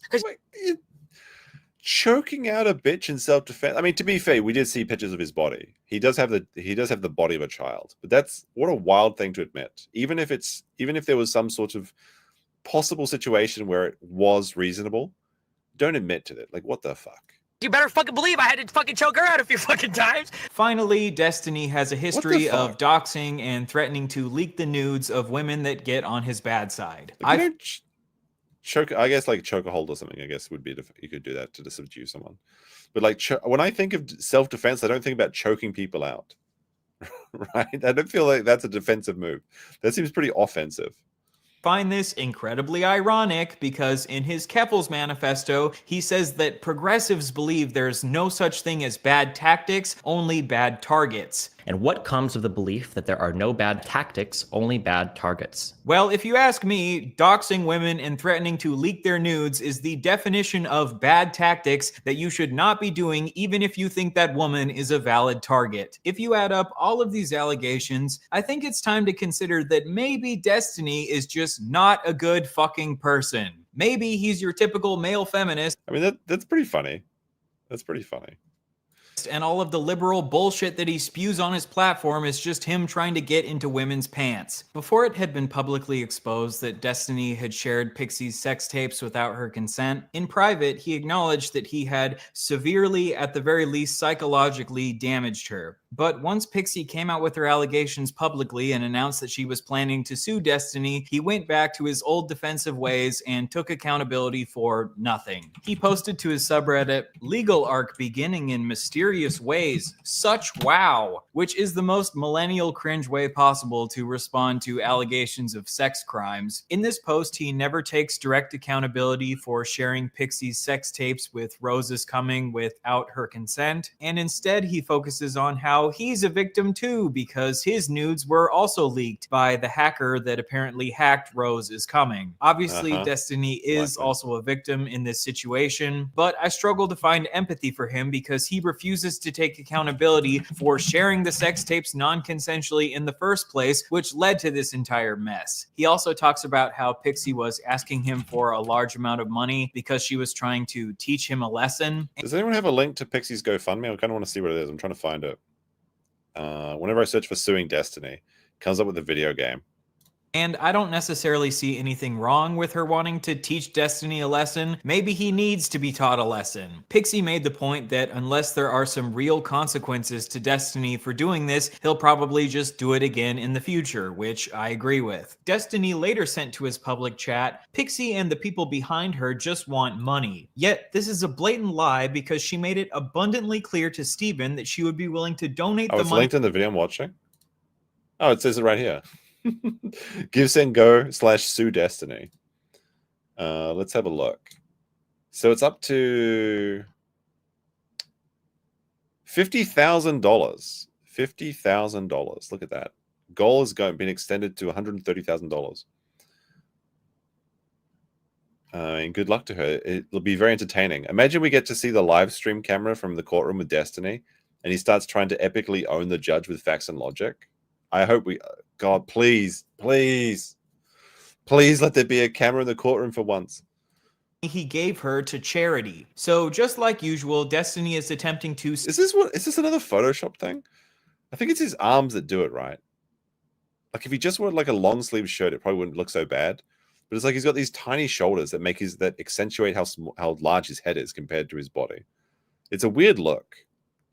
Apparently, this is what this is the look that you want to max out if you want to attract absolute crazy hoes. Smear his victim in order to silence her, even though in my opinion Pixie has done absolutely nothing wrong. And I think this shows incredible moral character on Pixie's part that she's even willing to donate this money to charity, because I don't think she has any obligation to do this. But even with Pixie being basically the quote-unquote perfect victim, Destiny still decides to smear her. My favorite sentence from this post is when Destiny says, "I have been trying to move on from covering drama content as it has had an increasingly negative impact on those in my life." No, he doesn't. Piss off. Everyone always says this, I'm moving on for drama, until the next hot news topic comes and then they start talking about it. Fuck off. Yes, you're going to keep talking about it. Bitch, you loved covering drama content when it was other people's heads on the chopping block, but now you want to stop covering drama once your head is on the chopping block. After this, Destiny sent some messages to his chat that were even more defensive. I have never done anything maliciously, as any of the fucking insane allegations say. That's fucking retarded. My only crime was being too much of a gooner in 2023 and earlier, 100% sure. Though again, I can't say anything specifically because everyone wants to come at me in court now, I guess. When he says that he didn't do anything maliciously, I think he means that he didn't intend for Pixie's nudes to ever get leaked to the public. But I would argue that non-consensually sending her sex tapes in the first place was malicious in and of itself. And again, I think Destiny would agree with me that sharing the nudes in and of itself is malicious, because he said that when Bob 7 allegedly did the same thing, this should be life-destroying. But I do believe that these are relatively life-destroying revelations. And you are not fucking stupid, Destiny. You know that if you're sending around sex tapes to random 19-year-old e-girls, eventually something is going to get leaked. Well, this is apparently a good point. He claims he hasn't covered drama in a year, but he's directly involved in the boogie stuff and went over the pirate software a couple of weeks ago as well. Yeah, he was also talking about Asmongold as well. So of course he's talking about drama. He streams like 8 hours a day. What else is he going to talk about? High concept intellectual topics? No, the stream's going to hate that.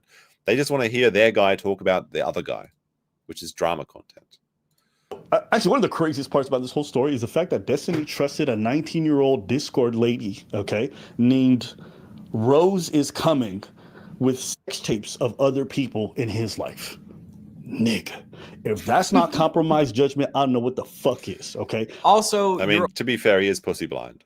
Like, all rational thought goes out the window if there's a single chance of getting a BPD chick's crumb of pussy. Holy shit. Only crime is being too much of a gooner. Destiny's just a little bit of a goofy gooner. It's not like he committed any serious sex crimes. He's just a little gooner goblin. Look at my gooner goblin over there in the corner gooning. As usual, every single thing that Destiny says is... This is my first time I've seen this guy. Apart from his haircut, I actually quite like him so far. An attempt to downplay, and refuse to take any fucking accountability. Then Destiny sent this to his chat. Bro, if I need to go on the sex offender list, I'm taking like 20 other streamers with me. Like, this comment is insane because it implies that Destiny has knowledge of other people that are sex offenders and he's protecting them through silence. 20 other people he's going to take down with him. Were they engaged in this together? Were they all just bragging about it? Do they have a big goon squad Discord where they talk about how much they're abusing people or getting weird like fetish shit from minors at cons or something? This is a big what if in his case. And I hope that like if there's one thing he does before he goes to prison, he should just expose everyone. Just expose everyone. Drop all the details. Okay, Who are the 20? lol W. Again, trying to deflect from taking responsibility by saying that a bunch of other streamers have done the same shit. If other streamers have done the same shit, then yeah, maybe they should be on the sex offender registry. Recently, another clip of Destiny resurfaced where he talked about how he knew that a bunch of different streamers had committed sex crimes against children, but he just didn't care to expose any of them. Like, everybody's gotten pics and more from underage chicks, depending on what you've heard. In What different the communities. fuck? No. Let me finish. In the esports community, okay, everybody. And this is actually really perplexing to me because like I'm trying to think about who he might be talking about in the esports community. Like because I think this is during the StarCraft days. So would it be like the other big streamers? Like who was it? Was it the people on Twitch, Justin TV? Was it the group that he was like? Because there were all these podcasts that were involved in back in the day. And yeah, this is I believe Tonkasaur, Andy, and Mr. Medica are kind of making fun of him in the league. Probably, I suppose that's true. I forgot that Destiny played League as well because I've never played League, and I find it League content to be boring, except for Arcane. At least season 1 of Arcane, season 2 of Arcane was pretty disappointing. Has been involved in that shit, okay? And there have been people that have gone way farther than that. Do you What? know people in the esports community? I'm not. that have Yeah, but I'm not going down that road. There's tons of rumors. No. What? Wait a minute. If you're saying you have knowledge of a crime and you're not willing to bring it forward, Well, people talk about it, but like I don't have the means to go and acquire the evidence to like find to like name names and name victims and Break like find. Dorito Gate right now, Destiny. Come on, let's hear it. That's Tonka in the background. What a fucking blast from the past. This is not my job. Listen, okay, I'm gonna be frank. I'm not gonna suicide my fucking career to go on some fucking vendetta against a bunch of fucking video game guys, okay? This is not my life. But now that his head is on the chopping block, I guess maybe he'll finally expose these abusers that he's been covering for years. And the last thing that Destiny has posted at the time of this recording was an absolutely hilarious meme on Twitter where he said, Korean barbecue is a little overrated, but I've always loved the short rib at this place. And it's a picture of a Korean restaurant called Goon Barbecue. All right, this is kind of funny. This is the kind of tweet that I'd post, honestly, if I saw a funny name at a place. Again, like I sent my friend a picture of it was so childish what I said. Hold on. Let me bring it up. I gotta bring it up on my phone. All right. There's a curry that I found. And it was I don't know if hold on, let me see. You see that? It's the Poo Pong Pad curry. What the fuck were they thinking with this name? The Poo Pad Pong curry. I know that like pho is a type of like noodles, but Poo Pad Pong, fuck off. That's a made up bullshit name. But Korean is not underrated though. Korean is delicious. Poo Pad Pong chick. Implying that he's just too much of a gooner because gooner sounds a lot better than sex criminal. He is choosing to be his same old self, making jokes instead of taking accountability. This motherfucker has the absolute gall to release an entire manifesto about how Keffels needs to take accountability for her actions, but then once he's in shit, he takes absolutely no fucking accountability for his actions. Like, is this dude an actual fucking baby? Are you a child? I mean, he has the body of a child. In what fucking world is this the right way to respond to the fact that you violated one of your friends and, in your own words, severely psychologically damaged her? Never in a million years could I imagine being a soulless, heartless piece of shit like this who treats my best friends like actual human garbage. And for you to get up on your high horse and act like you're the moral police of the universe who has any place to judge other people while acting like this is fucking insane. You know, with this whole situation, I don't think Steven shared this because he thought it was okay to share. I personally believe, this is my theory, that he shared this because he just didn't care and he didn't think that the other person would ever find out. And that to me doesn't make it better though. Like, babe, it's fine. I thought you'd never find out. No, if something's wrong, regardless if people know if it's happening or not, it's still wrong. is almost worse. Because it shows that you don't care about the people you slept with and who shared that intimate moment with you and recorded it. And it shows to me that if you are going to be able to avoid the consequences, I'm not sure if it's worse. I would say it's equally bad though. Of it, you'll say and do things behind Although there is an additional element of hiding it, which is deceptive lying. closed door that are just unbecoming. And if I'm your friend and I see you do that to your other people that you've slept with and you call friends, then I can only imagine that even for me, I might not be safe and I can't trust you. Yeah, the worst what part I is the see hypocrisy. Of another course. more failing where it's like when no one's Very watching, true. you're not doing the right thing. You can massage it however you want. It's a shitty thing to share a sex tape, but it's not the worst thing. I'm sorry. That's fucking garbage behavior. Okay? It just is. Call it a spade. It's garbage behavior. Don't mush it over because you like your favorite streamer. Don't mush it over because you think he's important politically. It's garbage behavior. Right before uploading this video, another woman named Stasia just came out with allegations that Curiosity killed the cacti.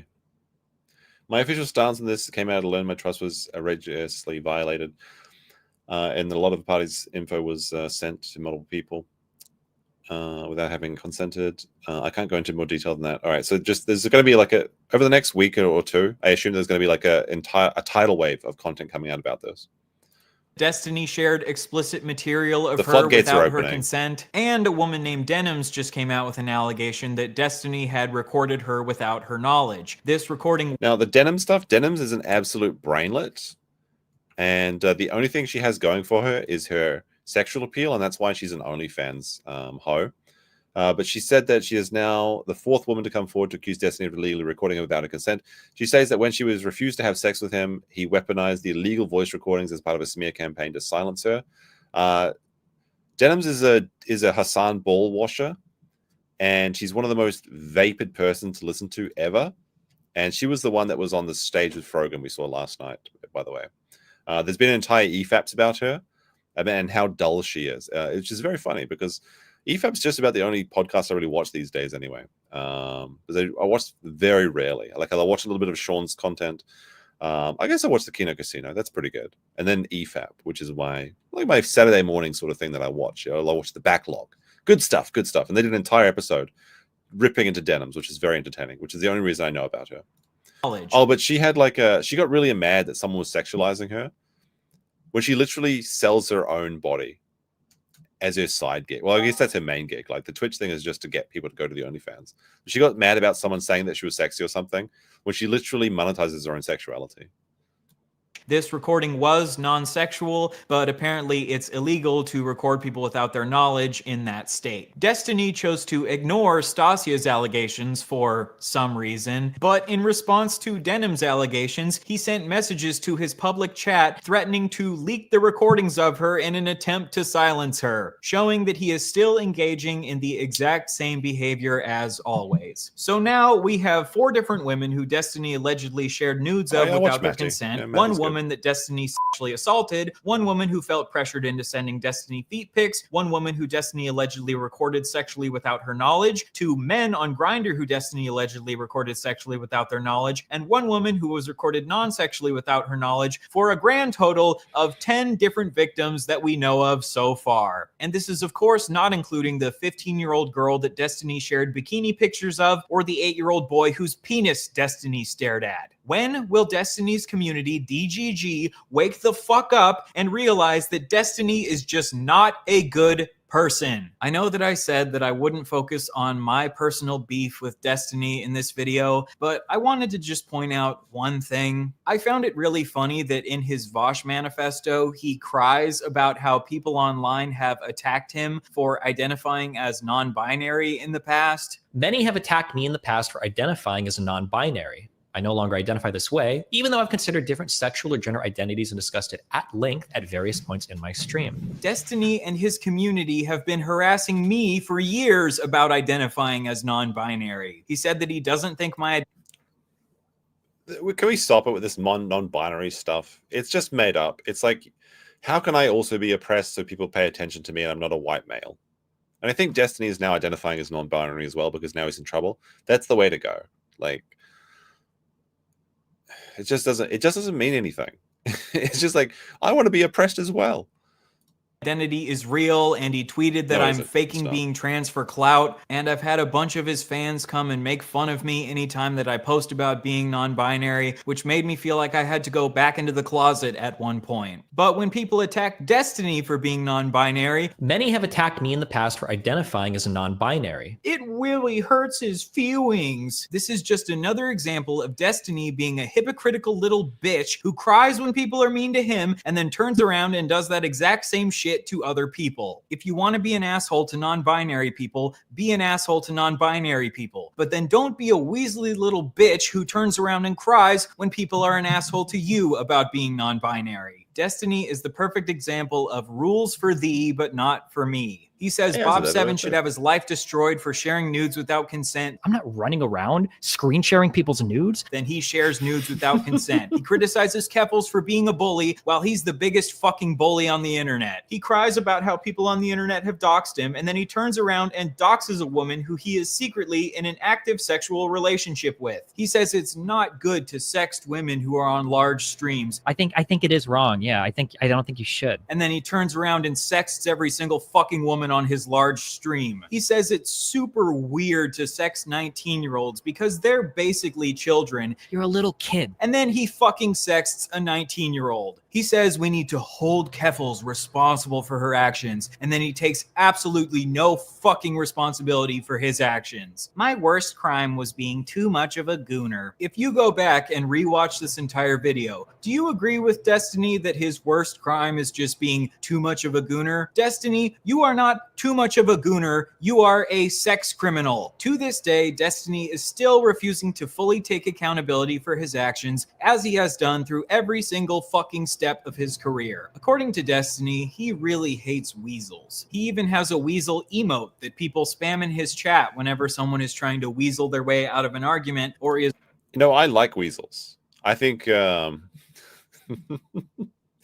Sorry, I just remembered a Simpsons clip and it derailed my brain. I saw a weasel like 2 nights ago. I was walking through the streets, through the city, and a weasel ran past me. And I love weasels because they're so cute. They're like, their bodies are so long and they're like snakes with legs or some shit. I don't know. And I was like, oh shit, I hadn't seen a weasel in a long time.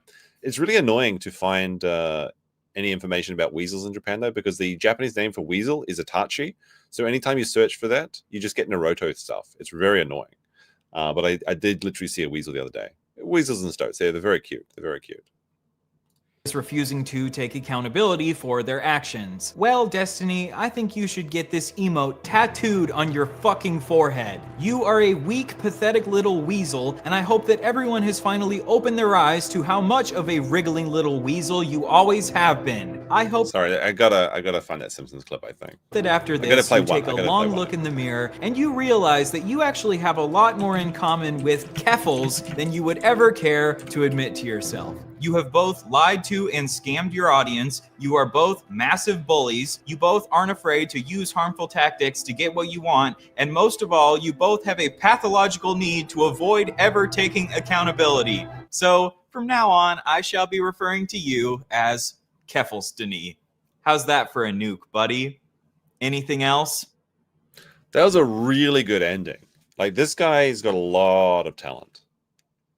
That was a perfect beginning and ending. I think this is more or less perfect as you want to go for a contact nuke.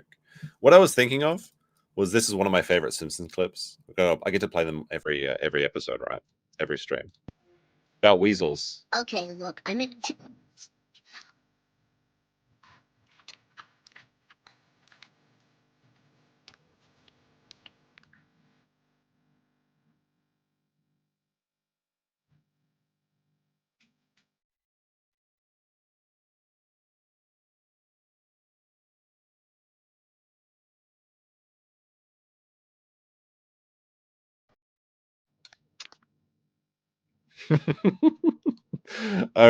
Every time I think about weasels, I think about that clip. Oh, dear. All right, what is this? A little bit more. What's this in this outro? Really quick before the video ends, I've linked the fundraiser for Pixie to sue Destiny down below. If you would consider donating to that, I would appreciate it so much. If this lawsuit is successful, maybe this is finally an opportunity for Destiny to be held accountable for his actions. I've also linked accounts for Pixie, Cherry, Lav, and Melina down below. And if I open these links, what is the chances I'm going to get some very sexual material very quickly? I'm going to take this off the screen for a second because I don't trust these Twitter accounts. Let's have a look. Pixie got a link to her link tree. And let's see, YouTube, Instagram. Oh, it looks like she doesn't have an OnlyFans. Okay, she does have cosplay, dressing up as that thought from. All right, this is basically OnlyFans. She's got cosplays as that chick from Demon Slayer. You know, the big titty chit. You know who I'm talking about. All right, let's have a look. Let's look at Cherry. Cherry. She's got an email address on her bio. That's definitely soliciting shit. Let's have a look. I'm not showing the screen for a second because I'm engaging in thought crimes. I'm investigating thought crimes right now. Link tree. Every time I see a link tree, that's a big fucking red flag. It's a big fucking red flag. Fanfics. Is that some sort of OnlyFans? Yep. Subscribe to unlock. Yes. So Melina, Destiny's wife, OnlyFans. That one. What's her name? The chick that was the feet pics. Her first picture has her first link. She doesn't even bother with a link tree. It's just straight to OnlyFans. Straight to OnlyFans. Link tree. Last chick. Link tree. Let's take a look. PayPal, current wish list, chat app, Venmo. All right, that's close enough. That's essentially it. That's essentially. Yeah, they're all engaging in OF material and selling feed pics. It was Lav. It was Lav. Lav's the one with the direct link to her OF. Although she is the most attractive of the bunch. Maybe Melina's kind of attractive as well, actually, if we're being honest. I think in situations like these, victims can end up being kind of just used as ammo for different people to fling shit at each other, and these victims can end up being collateral damage. So it would be super nice if you could go show them some love after all of the shit that they've had to endure from Destiny and his community. I also wanted to let you know that I got Pixie and Cherry and Lav's blessing to make this video, and I really hope that I approach things in a way that they will approve of. I know that I did some shit flinging in this video because I really don't like Destiny, but I hope that I approach things with nuance, understanding, and empathy for the victims. I think this is like, okay, we'll end it there. That is how you do a content nuke. This is what Ethan needs to learn. You start off with the real hard-hitting stuff. You make it concise. You keep to the subject matter. You don't go off on tangents about geopolitics or anything. This is how you do a content nuke. I think that the of the 3 videos that we've seen, so we saw the content nuke from Ethan, and then we saw the content nuke, well, not content nuke, but the kind of the documentary from June the King, and then we've seen this one obviously tonight. I think the June the King one was the most professional one made. This one was the most damning. The Destiny one is definitely the most damning, but it's got about 1/4 of the views as the Hasan one. The Hasan one's got the most reach, but I feel like it's the worst of the 3. And while Ethan does have some good points in it, I feel like he's too upset about his Israeli stuff, and that's kind of detracts a lot from his argument. It's going to alienate a lot of the people watching it, but people are calling it an absolute fire. So if you're interested, this guy is Ryan Beard. He's only got 35 videos, but he's got almost 700,000 subscribers, so I guess he's doing very well for himself. Good for him. Good for him. That was a lot of fun. You know what, chat? I figured out something while I was filming a video the other day. This is non-Destiny related stuff, and I was doing it with one of these little kicks. This is like a little sushi making kit called what is it? Tanashi or Sushi Yasan. I made it for my other channel, and I had a lot of fun doing it. It's just like it's like candy that looks like sushi, but you have to mix it together and make it. I think that I can set up my thing so I can put a camera in my kitchen or on my table, so that at the end of a stream we can make one of these together, because honestly they are a lot of fun. And I've got one for burgers. I've got to make the burgers, the American burger, Mr. Burger-san. And I have to break out the little toaster oven to do the burgers. So maybe like we'll do a stream where if we hit the goal, at the end of the stream, I'll change my camera to like a setup where we can watch the cooking, and we'll cook up this little like $1 candy set that are really fun, honestly. These make great gifts. I'm not sponsored, by the way, but it's a lot of fun. These pop-in cooking sets, if you can find them, they're really good. They're really cool. It's wholesome. It's wholesome. And I think that these streams need a lot of, we need like a wholesome palate cleanser at the end of them. If we do a 24-hour stream, I'll absolutely do a couple of these sets, but maybe one of these week streams. Sorry. I'm getting sleepy. It's time to go to bed. All right, guys. I think there's no one else to restream to because nobody else streams at the time I do anymore, which is very sad. Let's have a look. I don't see anyone, so I guess it's over. All right, guys. We'll be back tomorrow probably. If you have any topics you'd like us to cover, I'd be happy to see it. Also, I never mentioned, but Meet Your Destiny was a very funny thumbnail, so this is very good. Stay safe out there, and peace. The toe. We restreamed to the toe once, but he's not getting another one. He has to pay me. If Aaron puts a $10 super chat in this stream next time, I'll restream to him. Anyway, peace.